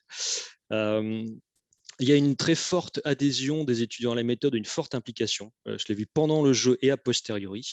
Ça a fait discuter, on a eu de très longs échanges dessus. Une cohérence avec le processus d'apprentissage des alternants, parce qu'on est sur des étudiants qui sont donc là en alternance, en apprentissage, et qui sont en découverte d'un métier, hein, qui découvrent leur métier. Alors, dans un contexte très particulier, vous savez, dans le contexte pandémique, là, le secteur de l'événementiel a été particulièrement touché. Donc, les missions qu'ils ont en charge sont limitées en ce moment nécessairement. Mais pour autant, il y a manifestement un intérêt à mobiliser ce type d'outils, de pédagogie avec ce type de public-là. Ça répond bien et puis ça renvoie très bien à ce qu'ils peuvent vivre au quotidien. Dans les discussions qu'on a eues a posteriori, c'est oui, ce que j'ai vécu là dans l'interaction avec le groupe, j'ai vécu quelque chose de similaire. Alors qu'on est dans une situation décontextualisée, j'ai vécu quelque chose de similaire dans mon contexte d'alternance. Donc, c'est un intérêt de ce point de vue-là pour des formations professionnalisantes. Le lien avec l'alternance est, je vous l'ai dit, pointé de la part des étudiants. Quelque chose d'intéressant donc sur la dimension multiplicité des objectifs pédagogiques. Donc, ça invite à un peu plus d'inter ou de transdisciplinarité, en tout cas une approche plus transversale que découpée en différents cours, communication, négociation, que sais-je encore, liés à ces soft skills, en lien avec les compétences métiers, bien sûr, dans ce milieu-là. Et puis, donc, réfléchir aussi à la place que peut prendre ce jeu dans une intervention et dans une formation en tant que telle. Au départ, j'imaginais ce jeu comme un prétexte à aborder certaines thématiques et je m'aperçois a posteriori qu'en fait, j'aurais pu utiliser ce jeu comme une colonne vertébrale de l'intervention. C'est-à-dire qu'il y a suffisamment de points importants qui ont été relevés dans les interactions et dans la manière dont le jeu s'est déroulé et qui me permettaient de déployer l'ensemble des cours en fait, et bien au-delà du cours, en revenant sur les conclusions de tout cela. Et puis il y a aussi sortir, alors je l'ai dit de manière un peu radicale probablement, mais de la pédagogie noire ou de la pensée bureaucratique, c'est l'approche mainstream du management à travers peut-être des études de cas parfois trop stéréotypées et aux solutions uniques. Il y a une dimension aussi qui est qui permet l'implication et l'engagement des étudiants, mais en même temps qui permet de limiter la dimension jugement normatif et d'éviter le côté très normatif qu'on peut avoir parfois dans des cours en management. Les choses sont comme ça, les modèles sont comme cela, etc. Et on a une approche plus légère finalement de ces problématiques-là. Et ça, je pense, que, à la lueur de ce que les étudiants ont fait comme retour, que l'impact à titre individuel est bien meilleur, en tout cas, que ce que l'on peut faire avec des pédagogies traditionnelles. Ils le disent très clairement. Et pour être un adepte de l'apprentissage par problème, sur ces problématiques-là, des soft skills, je pense, les retours m'ont semblé, sur le plan réflexif, plus riches que ce que je pouvais avoir sur des scénarios liés à l'apprentissage par problème. C'est une réflexion que je mène aujourd'hui. En tout cas, ça a été plus riche. J'espérais que ce soit riche. Ça l'a été, mais peut-être un peu au-delà de ce que j'imaginais. Le jeu, en tout cas, a été très bien accueilli et a été plus a permis d'atteindre les objectifs pédagogiques de manière plus claire que ce que je pensais au départ, avec plus d'importance que ce que j'imagine au départ. Et donc, en guise de conclusion, l'expérience sera poursuivie dans le cadre de la licence professionnelle, mais aussi dans le cadre avec d'autres étudiants de L3. Voilà donc une expérience positive, très descriptive pour le coup, mais très, très riche. Merci beaucoup, Fabrice. Donc, il y a 3 questions qui sont apparues, dont la dernière qui est apparue plusieurs fois. Alors, quelque chose de très pragmatique. Le jeu existe, c'est une série, en fait. Est-ce que c'est le hasard, c'est celui que tu avais, ou pourquoi as-tu choisi Alors, moi, je ne connais pas donc le titre qu'on voit dans ton poster. Bah oui, vas-y, réponds, et puis je passerai aux autres au fur et à mesure. Voilà. Oui, alors le choix du jeu, je voulais d'abord un jeu collaboratif. D'abord, je ne voulais pas d'opposition parce que ce n'était pas la perspective pédagogique. Je voulais les faire collaborer aussi parce que c'est en lien avec leur métier. Ils sont dans des fonctions de management de projet, ils travaillent en équipe et donc le but, surtout dans le secteur de l'événementiel où il y a une dimension urgence souvent, donc un travail préalable important pour l'organisation d'événements, mais au moment de l'événement, quelque chose qui relève de l'urgence et donc des capacités, être en capacité à se coordonner en amont et dans l'urgence. Et je cherchais un jeu collaboratif et en fait, je ne sais plus les autres, hein, mais j'ai testé Undo et je me suis dit qu'il y avait le côté immersif qui est annoncé d'un point de vue commercial par l'éditeur. Le côté immersif, en fait, je l'ai vécu et réellement, les étudiants, pendant que je les observais, ne m'ont pas vu pendant 2 heures. Enfin, ils ne m'ont pas parlé une seule fois pendant 2 heures, sauf peut-être au début ou dans la partie, oui, sur la négociation sur les règles. Est-ce qu'on est clair ou pas? Est-ce qu'on a bien compris les règles du jeu, monsieur? Je n'interviens pas, vous débrouillez. Mais voilà, mais alors Undo, c'est un choix spécifique à chaque fois de scénario et j'ai utilisé 2 scénarios différents. Alors, de niveau de difficulté similaire de mon point de vue, mais il y a un scénario pour un premier groupe et un scénario pour le deuxième groupe. Et il y a toute une série de scénarios qui sont différents parce que vous ne pouvez le jouer qu'une seule. Enfin, vous pourriez le jouer plusieurs fois en testant d'autres choix et voir les conséquences de vos choix. Mais en réalité, c'est vraiment la première fois que ça marche très bien. Donc, vous pouvez le jouer essentiellement qu'une seule fois. Merci. Une deuxième question, et ce sera la dernière, par contre, Fabrice. J'ai eu une question concernant ce que tu as un petit peu abordé, la différence entre l'équipe qui connaissait le jeu, finalement en amont, et puis l'équipe qui le connaissait moins. La question est, est-ce qu'il s'est passé entre les 2 équipes une sorte de clivage et une immersion moins grande dans l'équipe qui ne connaissait pas, non pas parce qu'ils ne connaissaient pas, mais parce qu'ils se sont dit oh, bah, l'autre équipe va faire mieux que nous? Alors, du coup, ça m'amène à préciser un propos, c'est que l'équipe qui jouait beaucoup de joueurs ne connaissait pas le jeu, mais ce sont des étudiants qui ont l'habitude de se retrouver pour jouer. Donc, ils ne connaissaient pas le jeu, mais manifestement, ils maîtrisent enfin, on voit tout de suite, hein, les joueurs, s'ils arrivent à mettre en place tout de suite le dispositif des règles du jeu. Et donc, c'était des étudiants très expérimentés sur le plan du jeu. Alors, du point de vue de l'immersion, il est clair que dès le départ, les joueurs foncent dedans. Il n'y a pas de problème, ils sont dans le jeu, ils y sont avec beaucoup d'enthousiasme. Les autres ont beaucoup pris, puisqu'il y avait l'objectif pédagogique initial, je ne l'avais pas affirmé très clairement, ont mis plus de temps à démarrer. Mais au bout de quelques minutes, au bout de 10-15 minutes, ils sont rentrés dans le truc et le jeu fonctionne très bien de ce point de vue-là.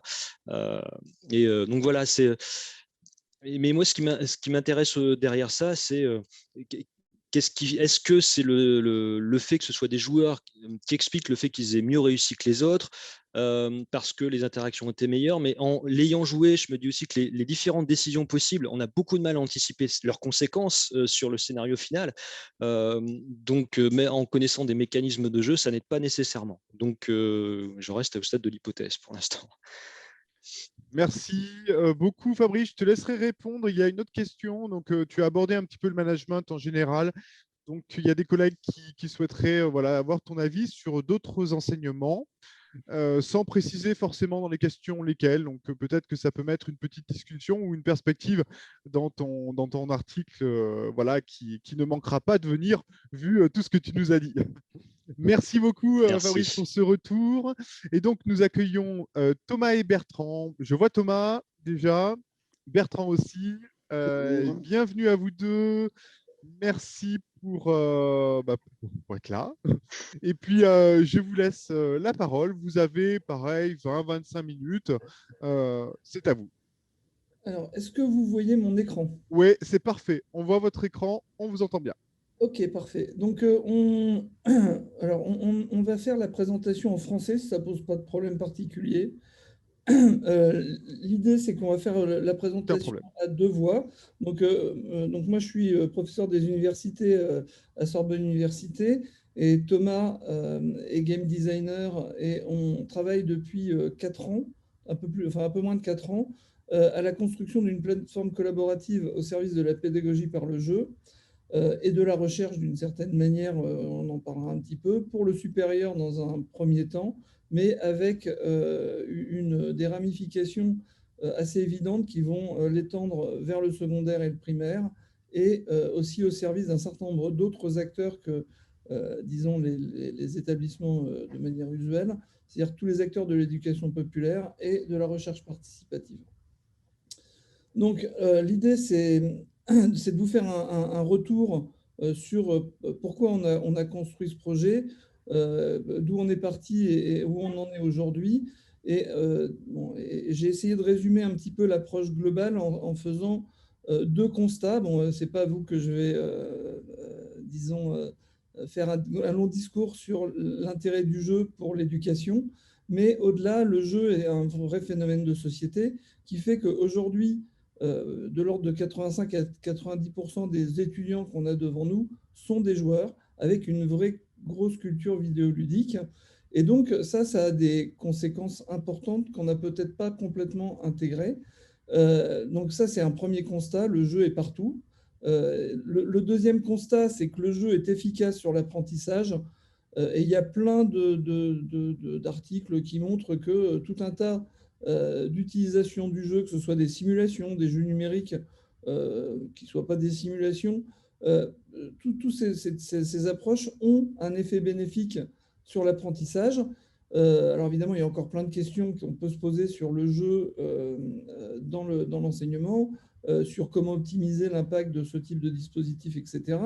Mais il y a quand même déjà un bon background de preuves expérimentales qui montrent que ça marche. Et donc, pour nous, la question, elle est beaucoup plus de comprendre finalement si on a une efficacité du jeu qui est mise en œuvre, comment on obtient concrètement cette efficacité à chaque fois qu'on construit un jeu. Et puis, le corollaire un petit peu aussi de ce qui sort des études, c'est comment on l'insère dans un cursus d'apprentissage, comment on peut, via des analyses réflexives, améliorer l'impact du jeu et mieux faire réaliser à l'étudiant ce qu'il a mis en jeu pendant une partie.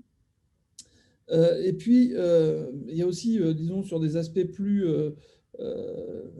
connexes à l'enseignement, des effets extrêmement clairs en termes de coopération et d'amélioration de la motivation. La coopération, comme on a pu le voir dans l'exemple précédent, mais motivation aussi individuelle des étudiants à aller vers un approfondissement de leurs connaissances et des problématiques liées à des apprentissages qui les passionnent in fine. Donc, je vais passer la parole à Thomas pour essayer d'aborder finalement une question globale qu'on a essayé d'aborder au tout début de ce projet. C'est finalement, si le jeu est partout et qu'il est utile pour l'enseignement, comment ça se fait qu'il y a un manque de succès du jeu sérieux ou du jeu au sens large pédagogique dans l'enseignement supérieur? Et je te passe la parole, Thomas. Merci beaucoup. Oui, donc, alors comme tu le disais, moi je viens à la base d'un profil plutôt game design, donc industrie du jeu, dans laquelle j'ai pu travailler pendant une dizaine d'années. Donc, mon prisme est plutôt celui-ci. Et donc, voilà, on part du constat qu'effectivement, le public étudiant, il est très joueur, et l'offre commerciale, elle est d'une très haute qualité, parce qu'il y a des budgets absolument énormes qui sont mis dedans, et on va y revenir. Et le jeu éducatif, au sens large, ne rencontre pas forcément les standards qui peuvent être attendus en comparaison par le public étudiant qui, voilà, là encore, est habitué à une offre commerciale de très haute qualité. Et donc, quand on leur propose du jeu, dans un peu l'inconscient collectif de ce public, il va comparer ça avec cette offre. Et on a constaté que la manière dont la production de jeux éducatifs est structurée ne permet pas forcément cette comparaison. Notamment, la première raison, c'est que finalement, il y a très rarement des personnes, des professionnels du jeu qui sont dans les équipes pédagogiques qui développent les jeux. Et de la même manière que l'enseignement, c'est un métier, que la recherche, c'est un métier, la conception de jeu, donc ça va être le game design, l'UX design, la direction artistique, le développement avec des moteurs spécialisés, sont aussi des métiers qui répondent à tout un tas d'enjeux créatifs, techniques, etc. Et qu'il y a besoin d'avoir ce type de métier dans une équipe pour produire un jeu de qualité. Sans quoi, on arrive, et c'est des choses qui peuvent arriver assez fréquemment, à des problèmes de conception dans les jeux où on va mettre les budgets disponibles dans des choix de conception qui ne vont pas forcément être très rentables, on va dire, en fonction du budget. Par exemple, faire des jeux en 3D là où on n'a pas forcément le budget pour faire de la 3D de bonne qualité, parce qu'en fait, ça coûte vraiment cher de faire de la 3D de bonne qualité, là où finalement, mettre le même budget dans de la 2D un petit peu jolie, bien léchée, etc., donnerait un jeu qui fonctionnerait tout aussi bien et serait beaucoup plus attractif. Donc, il y a tout un tas de choix de conception comme ça qu'il faut connaître un petit peu ce métier pour être capable de faire les bons choix. Et un deuxième problème assez important, c'est la notion de budget. C'est-à-dire que les équipes qui développent des jeux dans les structures éducatives ont souvent pas forcément conscience des budgets nécessaires pour concevoir ce type de produit. Et ont souvent des estimations qui sont largement à la baisse. Ce qui fait que en cours de production, on se rend compte qu'en fait, par rapport à nos attentes, on n'est pas du tout en train d'y arriver parce qu'on n'a pas l'argent, et donc on doit changer le jeu en catastrophe tout au long de la production, et ça forcément, ça marche pas très bien. Donc nous, on a tendance à préconiser, si on développe un jeu, notamment un jeu vidéo from scratch, des budgets qui vont être de l'ordre de 50 000 à 200 000 euros, ce qui peut sembler assez important, mais il faut garder en tête que les ordres de grandeur, alors sur des très gros jeux, ce qu'on appelle les AAA dans l'industrie du jeu, les blockbusters du jeu, c'est plusieurs centaines de millions d'euros, donc c'est vraiment énorme. Donc on peut plutôt essayer de choisir de s'inscrire dans ce qu'on appelle la lignée des jeux indépendants, qui vont être des jeux qui vont être de plus petite ampleur, mais compenser leur plus bas budget par plus de créativité, plus d'originalité. Et là, on peut atteindre des budgets qui vont être dans quelques dizaines ou centaines de milliers d'euros, moins pour du jeu de société, on va plutôt être à globalement des coûts constatés qui vont être de 10 ou 20 000 euros. En tout cas, ça pose la question aussi de comment obtenir ce type de budget pour des équipes, parce que ce n'est pas forcément accessible via des appels à projets, via les fonds de roulement. Et donc, c'est aussi quelque chose qui a besoin d'être résolu, pour lequel il y a probablement un besoin d'accompagnement des équipes, comme Bertrand y reviendra. Si tu peux passer la slide suivante, Bertrand. Un autre enjeu qui est assez important, c'est l'enjeu, on va dire, d'assumer la promesse du jeu vidéo. Quand on parle de jeu, forcément, ça évoque des idées de fiction. Là encore, l'offre commerciale emmène dans des univers qui sont très décalés par rapport à la réalité, très fous. Et parfois, quand on est dans un cadre institutionnel, on peut ne pas forcément oser faire ce pas de ce décalage créatif et rester dans des choses qui peuvent peut-être sembler un petit peu sages, entre guillemets, et ça forcément, pour du public étudiant qui est habitué à des trucs, on va dire, très rock'n'roll, ça peut créer une certaine déception, et donc à partir de ce constat-là, on peut encourager à embrasser pleinement cette promesse de la fiction qui va faire justement que le public va s'y retrouver. Une autre problématique qu'on a pu constater, c'est que un mode de développement assez usuel de développement de jeux par des structures d'enseignement, ça va souvent être la sous-traitance, avec la structure qui paye un prestat pour développer un jeu. Mais malheureusement, on va dire l'écosystème du jeu vidéo en France est quand même relativement fragile. Et donc, le cas classique, c'est que la structure paye une start-up de jeu, et puis 2 ans après, la start-up, elle a coulé. Et donc, sont perdues les sources et les possibilités de maintenir le jeu. Et du coup, on a comme ça des pertes d'argent public régulières assez importantes du fait du manque de pérennité des structures. Un autre point, si tu peux passer la slide, Bertrand, c'est que il y a, voilà, là j'ai peut-être été un petit peu critique, il y a pas mal de jeux qui, voilà, peut-être répondent pas complètement aux attentes que pourraient avoir les étudiants, mais il y a aussi plein de belles choses qui sont créées, et justement, comme on a pu en voir là depuis hier dans les interventions. Mais les bons produits sont pas forcément hyper accessibles parce que il n'y a pas vraiment une plateforme d'accès à ces produits. Globalement, ils sont éparpillés sur le site de l'institution qui a fait tel jeu, du ministère qui a fait tel jeu, du prof qui a fait tel jeu. Et du coup, si moi je suis joueur, je sais que je vais aller sur Steam ou d'autres portails comme ça. Si je veux regarder des films, je sais que je peux aller sur Netflix ou d'autres portails comme ça. Bon, il y a des offres assez identifiées. Et si je suis enseignant et que je veux des jeux dans mon domaine, il va falloir que je parcours un peu tout Internet pour aller les trouver. Et donc, c'est très décourageant, très difficile. En plus, il n'y a pas vraiment de curation de ces jeux. Donc, ce sur quoi je vais tomber, va falloir que j'aille vraiment prendre du temps à tester moi-même plutôt que d'avoir des retours d'autres utilisateurs. Donc, on sent bien qu'on gagnerait à avoir une espèce de centralisation de l'offre qui ferait un point d'accès clair et identifiable pour les enseignants qui en ont besoin. Et ça aiderait aussi à rentabiliser beaucoup plus largement, évidemment, les investissements significatifs qui ont pu être faits. À toi, Bertrand, pour la suite, pour la slide suivante. Et je te laisse la parole. Tu es muet, Bertrand, ton micro. Donc, il y a un dernier élément aussi qui nous paraît intéressant dans ce projet, même si c'est un élément qui est arrivé un petit peu en cours de projet, c'est lié aussi à un petit peu l'histoire de l'industrie du jeu vidéo et de l'enseignement en France, où normalement, dans nos missions d'enseignement supérieur, on a l'accompagnement, l'anticipation, enfin, tout un vocabulaire et une volonté institutionnelle d'accompagner le pays et la société dans ces développements. Et force est de constater que sur la question du jeu, on est passé un petit peu à côté de la question. Le jeu, c'est la première industrie de la culture en France. Et si on regarde, par exemple, en termes de formation, quasiment, à quelques exceptions, les formations publiques sont apparues tard. Elles sont massivement privées. Et par ailleurs, on ne peut pas dire qu'il existe un couplage très fort entre l'université et l'industrie du jeu. Or, il y a des vrais enjeux à reconnecter l'enseignement supérieur et la recherche à l'industrie du jeu, notamment parce que les industriels du jeu ont des besoins spécifiques qui sont apparus et qu'ils ne savent pas, disons, spontanément, combler, qui sont liés d'une part à l'évolution technique des plateformes qui vont nécessiter de monter en compétence pour leurs équipes en termes de simulation numérique.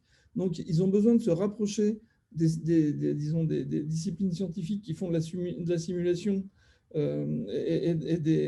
disons, avec de plus en plus de réalisme. Et puis, ils ont aussi toute une problématique autour de qu'est-ce qui se passe quand on fait jouer des gens. Alors, ils ont tout un tas de modèles pour essayer de garder les gens en jeu, etc. Mais accompagner les gens de manière positive autour de leurs actions de jeu, c'est-à-dire d'une certaine manière toute la question des analytics de ce qui se passe, ils sont relativement en difficulté pour développer des choses vraiment puissantes. Et ce n'est pas forcément surprenant puisque c'est un domaine qui est encore en chantier et pour lequel il y a besoin de faire des recherches. Donc, ça nous paraît être un moment assez opportun pour reconnecter l'enseignement supérieur à la recherche et le monde de l'industrie du jeu vidéo. Donc, si on intègre l'ensemble des problématiques qui ont été soulevées par Thomas, plus cette problématique-là, eh bien, nous, on est arrivé à l'idée qu'on pouvait proposer quelque chose qui allait résoudre ces différents problèmes-là, sur le papier au moins. Et c'était l'idée de construire une plateforme qu'on a appelée Ikigai, parce que l'idée, c'est que ça ne s'appelle pas plateforme Sorbonne Université ou plateforme je ne sais pas quoi, mais que ce soit finalement un lieu où tout le monde se sente chez lui. Ikigai, ça veut dire la réalisation de soi-même en japonais. Donc, ikigai.games, le message nous paraissait assez clair, mais avec l'idée derrière de travailler en interdisciplinarité, c'est-à-dire que l'idée, c'est que chaque jeu est conçu en mettant autour de chaque projet de jeu l'ensemble des compétences, donc d'abord évidemment en pédagogie, en didactique, etc. Donc ça, c'est les établissements.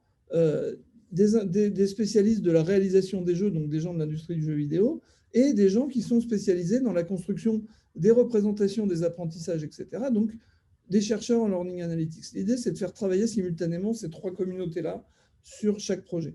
L'idée aussi, c'est de proposer, de mutualiser un certain nombre de services de manière à faire baisser tendanciellement les coûts et à maîtriser les coûts de développement, parce que développer un jeu quand on ne l'a jamais fait, c'est extrêmement difficile à faire en termes de maîtrise des budgets.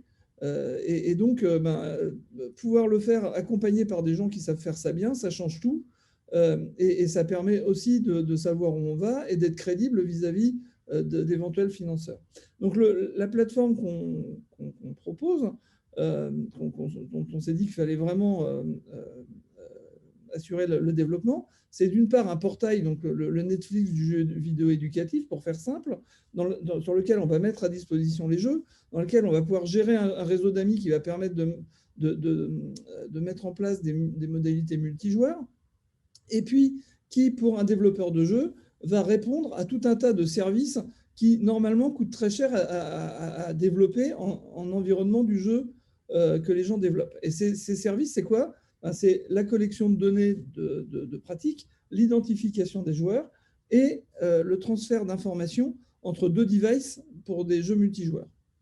Alors évidemment, sur ce portail, on trouve des jeux. Donc ces jeux, l'idée, c'est d'avoir un studio interne, un consortium collaboratif qui permette d'aider par une approche bottom-up les établissements à développer les jeux qu'ils ont envie de développer, et ensuite, de manière à remplir cette promesse de la curation de contenu et d'offrir des jeux dans toutes les disciplines pour sortir de l'effet démo qui est imposé par le contexte financier dans un établissement, eh bien, partager ces ressources. Et pour les partager, il faut avoir donc, le portail, mais il faut aussi avoir une capacité à faire vivre ces sources, à recompiler les sources, à maîtriser les sources, d'autant plus si on intègre la troisième dimension du portail, c'est la dimension Learning Analytics, pour laquelle on est en situation à terme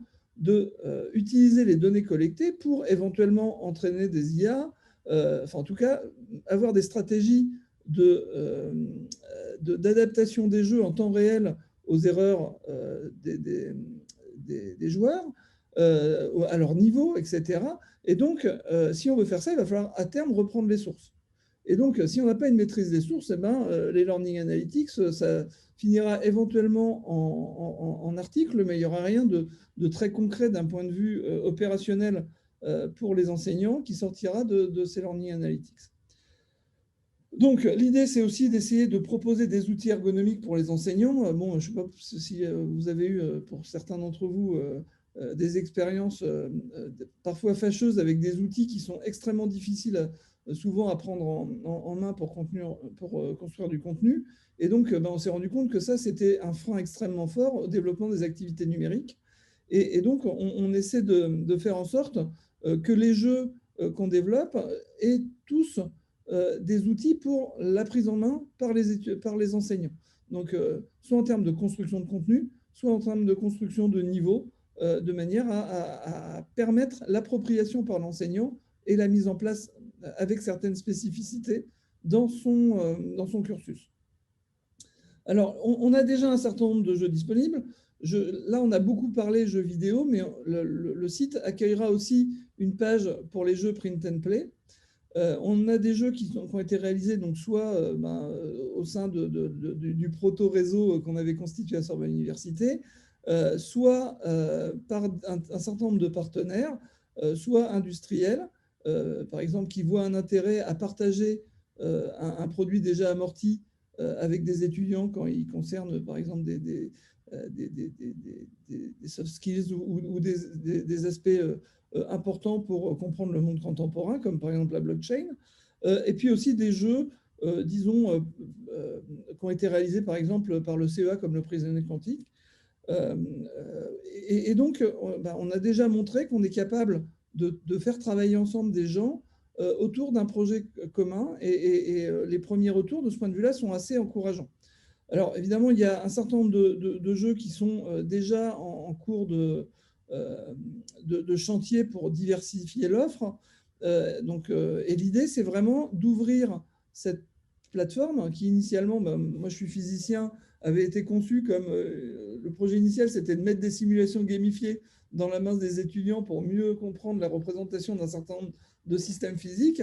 Et à terme, l'idée, c'est de fournir des outils pour toutes les disciplines et donc travailler de manière collaborative.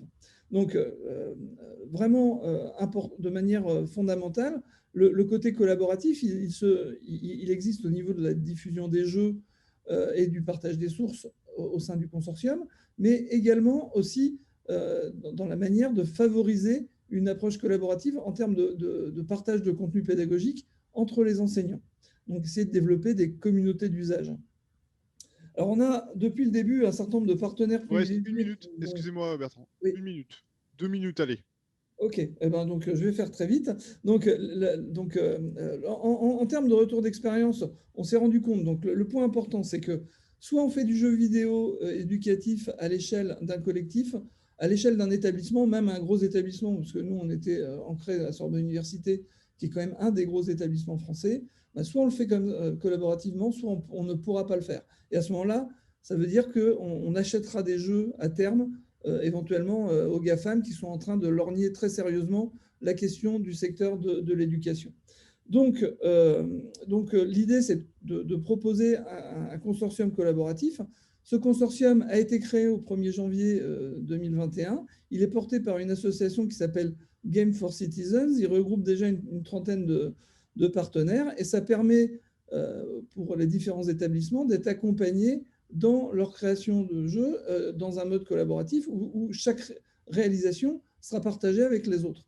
Ça veut dire qu'il y a aussi déjà un certain nombre de jeux que nous, on a créés qui seront disponibles.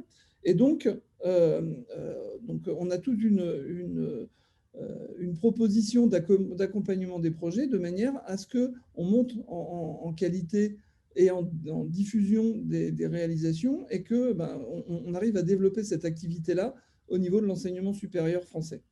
Alors évidemment, il y a aussi, dans un réseau qui se structure de cette manière-là, des enjeux en termes de formation et de cross-animation entre les établissements, et puis évidemment un point de contact très fort avec l'école au sens large et le secondaire, au travers de nos activités en tant qu'enseignants du supérieur auprès des futurs enseignants, et qui eux-mêmes auront à faire des expérimentations sur le terrain.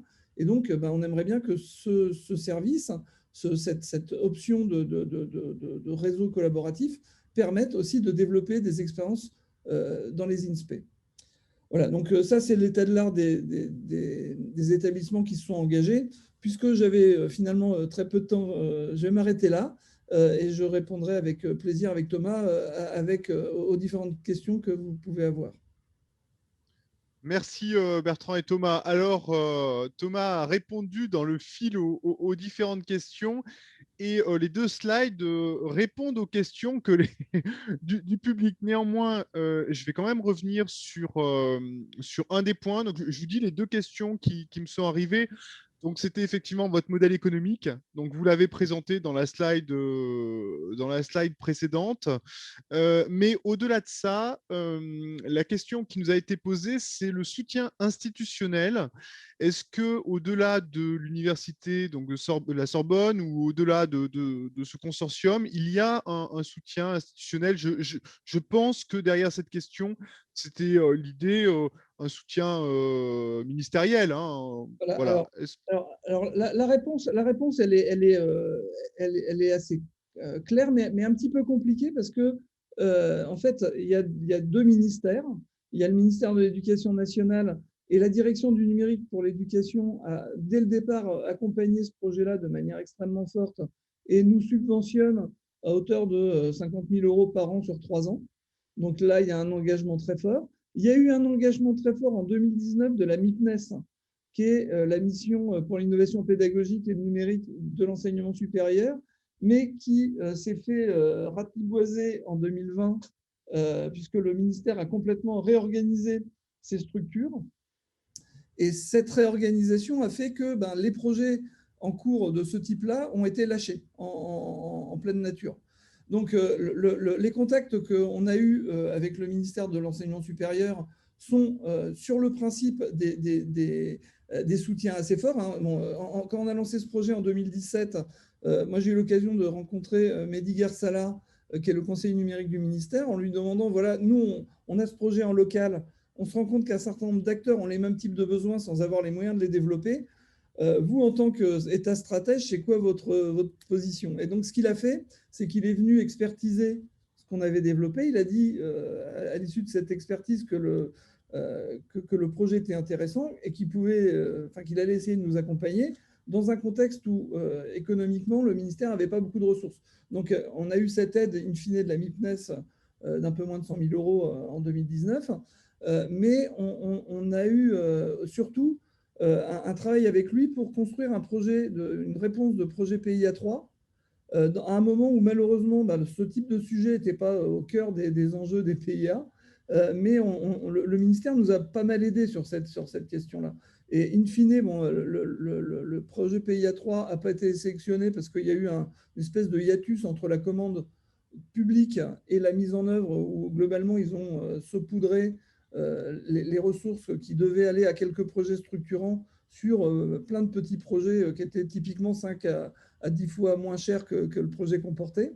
Et donc, c'est à ce moment-là qu'on s'est posé la question de est-ce qu'on est obligé finalement d'attendre le soutien fort du ministère, ou c'est par une approche bottom-up et en assumant qui on est et en ayant une vraie volonté collective de porter un truc comme ça qu'on allait finalement obliger les ministères à nous soutenir.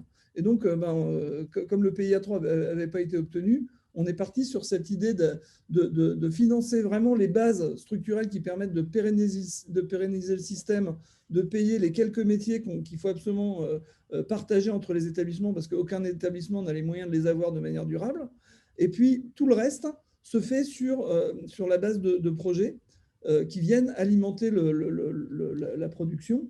Et ce qui, en plus, en termes de réseau, est intéressant parce que ça nous permet d'aller taper dans une grande variété de guichets, les différentes régions, les différentes collectivités locales hors région, le national, et de développer des partenariats quand émergent aussi un certain nombre de besoins communs. Merci beaucoup, Bertrand. Donc, et Thomas, on va passer à la dernière présentation maintenant. Donc, Mathieu Denoal et Manon Lombard. Mathieu, je le vois. Hop, bonjour tout le monde, vous m'entendez? Bonjour. Manon, voilà, donc juste un petit point, hein, on accueille donc 2 étudiants. Donc après avoir entendu un professeur des universités et de nombreux enseignants-chercheurs, formateurs, on va écouter pour qui ce colloque est destiné en fait, hein, puisque ce colloque, c'est certes un peu pour qu'on se fasse plaisir nous aussi, hein, en ludopédagogie, mais c'est avant tout pour vous. Donc on est très honoré. Hein, oui, très honoré, Mathieu. Je les connais, ce sont mes étudiants, hein, donc je peux les charrier un peu, mais on est ravis de vous recevoir. Je pense que je vais généraliser, mais on vous félicite, tout le monde ici, pour avoir soumis une communication qui a été évaluée par 2 évaluateurs anonymes et pas par moi, je tiens à le redire. Donc, vous avez eu des vraies évaluations. Et donc, votre article, qui est entre un retour d'expérience, une communication, vous expliquerez certainement, eh bien, a été accepté pour ce colloque. Et d'ailleurs, la directrice donc, du laboratoire IRG, qui a ouvert le colloque hier matin, Emmanuelle Dubocage, a parlé de vous, puisque, à mon avis, elle aussi était très fière de ce document, qui montre l'imbrication entre la formation et la recherche à l'IAE, mais qui montre aussi que les étudiantes et les étudiants ont toute leur place pour amener leur retour réflexif sur ce qu'on fait nous, parfois peut-être sans assez vous demander. Voilà. Donc, Manon et Mathieu, on vous écoute, on vous soutient. Vous inquiétez pas, on est là pour vous et on est très heureux de vous écouter. Donc, vous avez la parole. Bien, tout l'honneur est pour nous. Alors, normalement, hop, vous devriez voir mon écran. C'est bon. C'est bon. Super. Alors, je vais juste réduire ça. Tac. Donc, je me présente. Je suis donc Mathieu Denoël, élève en première année d'école d'ingénieur et troisième année de licence informatique et management. Et je me permets de présenter ma camarade Manon Lombard, qui est élève en première année de master à l'IAE Gustave Eiffel en management de gestion. Alors aujourd'hui, on va vous parler d'un projet EduTeam Wargames qui a pour but de créer des wargames à vocation donc pédagogique sur les deux thématiques suivantes, donc la cybersécurité et le rétex, donc retour d'expérience. Alors, je vais commencer par vous définir un petit peu ce que c'est qu'un wargames pour ceux à qui le concept serait étranger et vous présenter rapidement les concepts des wargames que nous avons choisi d'utiliser. Alors, les wargames sont des jeux de stratégie qui se veulent plus ou moins réalistes. Donc, vous en voyez un à gauche avec une carte plutôt détaillée et des pions qui représentent les unités. Et selon le ministère de la Défense du Royaume-Uni, donc les wargames, un wargame est une simulation de certains aspects d'une situation afin de fournir une expérience et des informations en matière de prise de décision applicables à des situations réelles. Donc, au cours d'une partie de wargames, on est très régulièrement amené à prendre des décisions qui peuvent tout simplement nous faire perdre ou gagner. Et donc, ça nous forme à la prise de décision. Et donc, rien que là, ça a déjà un intérêt pédagogique. Donc maintenant, je vais vous présenter la série des wargames qu'on a décidé d'utiliser, qui est la série des jeux coin. Alors la série des jeux coin est particulièrement intéressante parce qu'en fait, elle nous propose un corpus de règles qui est commun à l'intégralité des jeux coin. Il y en a à peu près une dizaine. Et donc en fait, les différences qui se font entre les différents jeux coin ne se font que par le contexte qui vient se greffer sur ce corpus de règles. Et donc, les règles sont plus ou moins simples et de toute façon, elles sont simplifiables si jamais on rencontre des problèmes. Mais donc, on a 4 joueurs. Chaque joueur représente une faction. Chaque faction a des spécificités en fonction, donc par rapport au territoire possédé au début de partie, aux ressources, aux différentes actions qui sont menables au cours de la partie. Et donc, tous ces facteurs sont déterminés par le contexte historique qui décide qui vient se greffer donc, sur ces règles fixes. Et donc, par exemple, on pourrait avoir une faction qui a énormément de territoire, de ressources et d'armées, mais qui aurait un objectif de victoire beaucoup plus dur qu'une autre faction qui est plus petite, qui a moins de ressources et moins d'armées. Autre principe intéressant avec les jeux de la série Coin, c'est que la priorité de tours, des différents tours, parce que c'est un jeu qui joue en tour par tour. Et donc les tours, d'habitude dans les jeux classiques, on pourrait se dire que on tourne dans le sens des aiguilles d'une montre ou dans le sens inverse des aiguilles d'une montre, ou du plus petit au plus grand, etc. Et bien là, en fait, les tours sont décidés par des cartes événements qui sont révélées tous les tours. Donc il y en a deux qui sont en face visible. Et en fait, ces cartes événements définissent l'ordre de jeu des joueurs. Donc, par exemple, imaginons qu'on joue les autorités.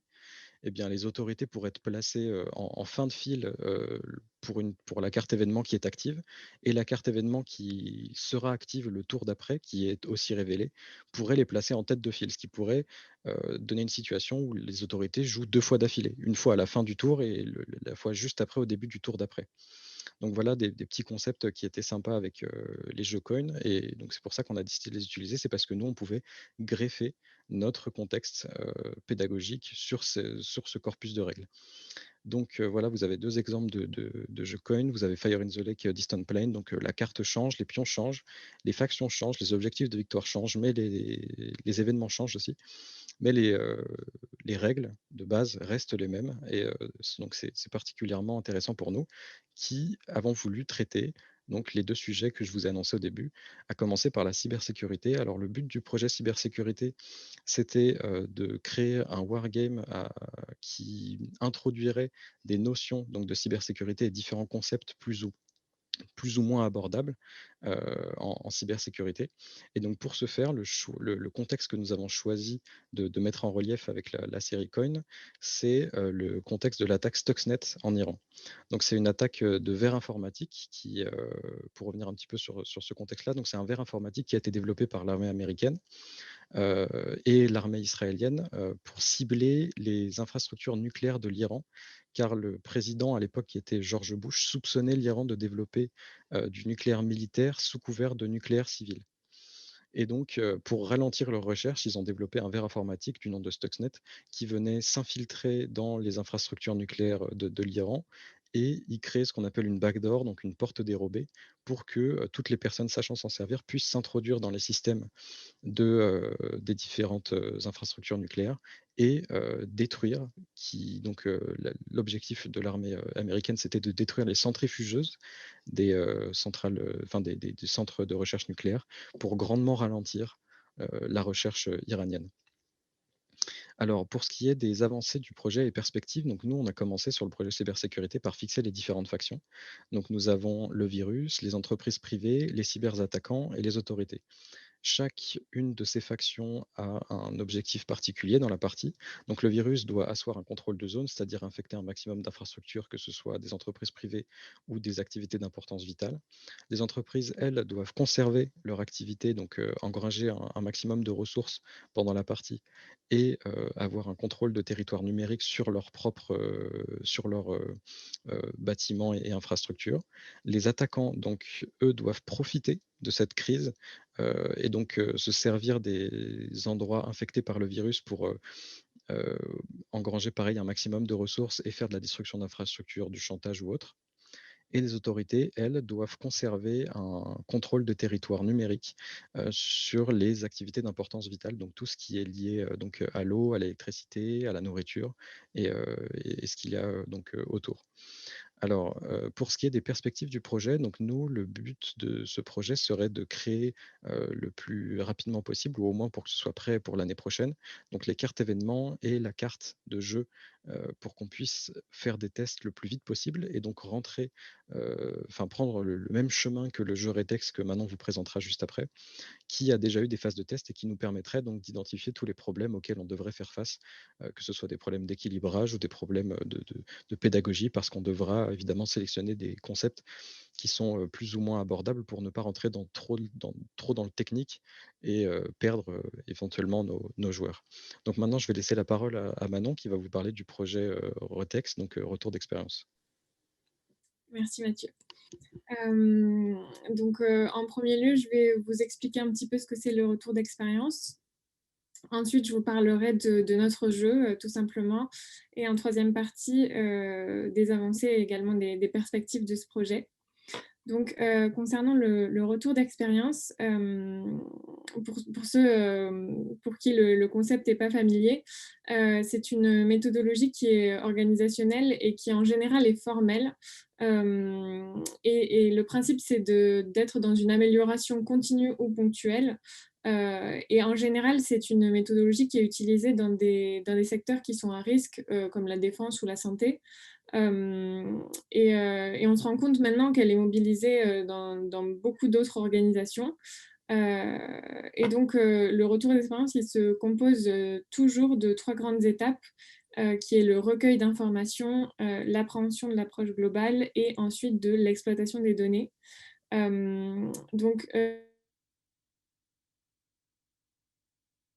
Accident passé, par Maintenant, exemple. on vient de te perdre. On t'a perdu pour le début de recueil des informations. Enfin, non, pardon, quand tu avais fini exploitation des données.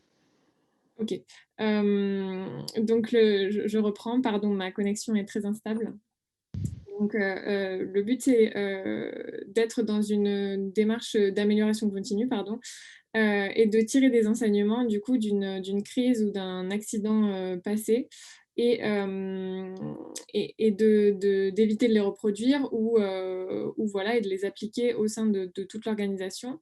Et nous, on s'est rendu compte que le retour d'expérience, il n'est pas forcément enseigné dans les formations universitaires.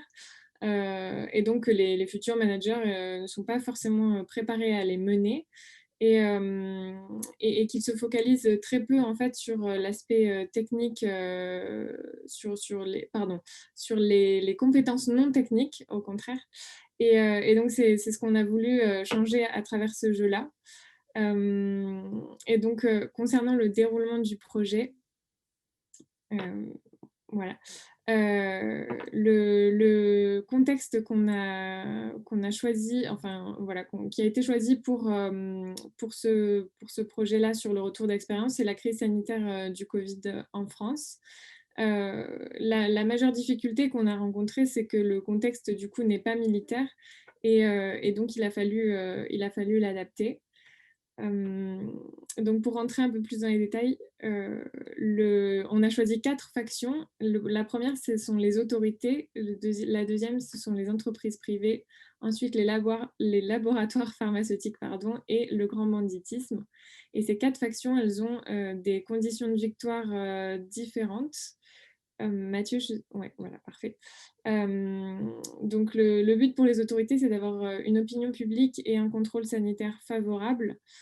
Pour les entreprises, c'est d'avoir un maximum de base et un contrôle sanitaire neutre. Pour les laboratoires, c'est un maximum de base et un maximum de ressources. Et pour le grand banditisme, c'est le contrôle sanitaire défavorable et un maximum de ressources. Donc, ici, vous allez trouver notre carte de jeu, donc notre plateau. On a choisi de rester en France métropolitaine parce que c'était plus pratique. Et donc, comme vous pouvez le voir, on a des indices de population dans les régions et les carrés, les triangles symbolisent le contrôle sanitaire et l'opinion publique. Alors là, ils ne sont pas coloriés, mais il y a 3 niveaux. Qui vont être défavorables, neutres et favorables. Et ils vont changer de couleur en fait en fonction du jeu et des cartes événements qui sont tirées. Et d'autres facteurs aussi qui peuvent les faire varier. Et donc voilà, ça va servir de base à notre jeu. Donc du coup, on est allé un petit peu plus loin que le groupe cybersécurité et on a pu créer des cartes événements. Donc en tout, on en a une vingtaine. Là, on vous en a mis 3 pour vous donner des exemples. Et en fait, ces cartes événements, les joueurs peuvent les choisir pour appliquer les effets dans le jeu ou effectuer une opération ou une activité spéciale que l'on verra juste après. Et comme vous pouvez voir sur les cartes, en fait, en bas, vous avez l'ordre des joueurs qui ont le droit en fait, de jouer, de choisir la carte ou de passer leur tour ou de faire une autre action.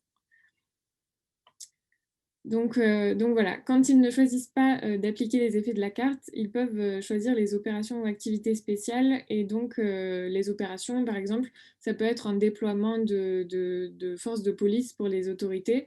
Et donc ils vont pouvoir déployer des pions et ça va leur coûter 2 ressources là, par exemple. Donc voilà, il y a plusieurs opérations, plusieurs activités qui vont pouvoir être réalisées et changer le cours du jeu et avoir des impacts sur tous les joueurs. Donc, lors de nos sessions de test, je vous ai mis quelques exemples là, mais je ne vais pas rentrer forcément dans les détails. On a eu 2 principaux, pas problèmes, mais 2 principales difficultés, on va dire. C'était d'équilibrer le jeu. Donc, par exemple, quand on a dû adapter les ressources au départ, on s'est rendu compte que certaines factions, même si on donnait le même nombre de ressources, pouvaient être avantagées ou non. Et donc on a essayé de rééquilibrer tout ça. Donc l'équilibrage a fait partie des grandes questions en fait, qu'on s'est posées pendant les tests. On l'a encore perdu. Qui sont au départ militaires. Oui, Manon, on t'a juste perdu juste après la notion d'équilibrage. Très bien. Donc, je disais, la deuxième difficulté, c'était de trouver un compromis entre les règles du jeu militaire et les notions pédagogiques qu'on voulait instaurer. Et donc voilà, il y a des choses qu'on a dû enlever du jeu d'origine pour pouvoir mieux l'adapter. Et donc, en dehors des difficultés qu'on a pu rencontrer, on est très fiers d'avoir pu déjà finaliser une partie du jeu pour le retour d'expérience, même s'il y a évidemment, du coup, comme je le disais, des équilibrages à faire. Et notre projet, il a aussi une grande portée académique, puisqu'on a travaillé avec 3 chercheurs sur le retour d'expérience, qui ont publié un article pour l'AIMS, si je ne me trompe pas, dont 2 sont présents aujourd'hui, il me semble. Monsieur Douin et Monsieur Lévinard. Et donc voilà. Et la dernière réussite, c'est qu'on a eu un contact avec un éditeur de jeux qui s'est montré très intéressé. Donc voilà, ça présage de bonnes choses pour la suite. Et donc, pour finir, les perspectives de ce projet qui est amené à continuer encore sur plusieurs, au moins l'année prochaine, et on espère plusieurs années, c'est avant tout pour la cybersécurité de finir le jeu, d'avoir quelque chose qui soit assez construit pour pouvoir être joué par d'autres personnes que les membres de l'équipe. Et surtout d'avoir des concepts de cybersécurité qui soient assez abordables pour être compris par tout le monde, même par ceux qui ne sont pas experts en la matière. Et pour le retour d'expérience, on espère pouvoir tester ces jeux avec justement d'autres étudiants qui ne font pas partie du projet et dans des conditions réelles, puisque nous, on a pu le faire qu'à distance. Donc voilà, c'est ce qu'on espère pour la suite. Et merci beaucoup à tous de nous avoir écoutés. Et on serait ravis de répondre à vos questions. Alors, merci beaucoup. Vous avez même tenu les délais. Franchement, chapeau. Bravo. Je pense que vous avez plein de bravos qui arrivent. Alors, il y a eu une question et on m'a bien précisé en message privé que je n'avais pas le droit d'y répondre. Donc, vous vous débrouillez, Manon et Mathieu. Est-ce que votre enseignant vous propose une méthodologie de conception de votre wargame ou globalement, est-ce que vous étiez assez libre? tu veux répondre, Manon? Bon, je peux répondre. Vas-y, vas-y.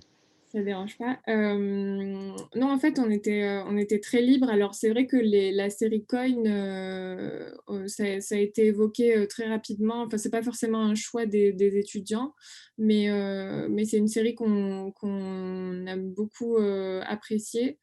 Et après, sur tout le reste, on était très, très libre en fait, de choisir les factions, de choisir comment on voulait monter le jeu, en fait. Donc voilà, il n'y a pas eu il y a eu des grandes directives, on va dire, mais après, sur la partie opérationnelle, on était très libre.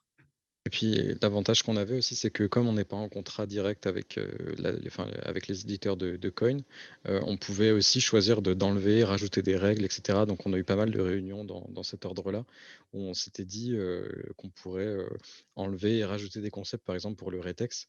On avait eu l'idée de rajouter des cartes événements de presse qui forceraient tous les joueurs de la partie à dévoiler leur stratégie pour avoir justement des retours progressifs au cours de la partie, des retours d'expérience progressifs et donc des mises au point avec tous les joueurs parce que dans un Retex, l'objectif, c'est pas particulièrement, enfin dans ce wargame-là sur le Retex, l'objectif n'est pas particulièrement de gagner, mais il est d'apprendre. Et donc, on voulait éviter de perdre différents éléments au cours de la partie.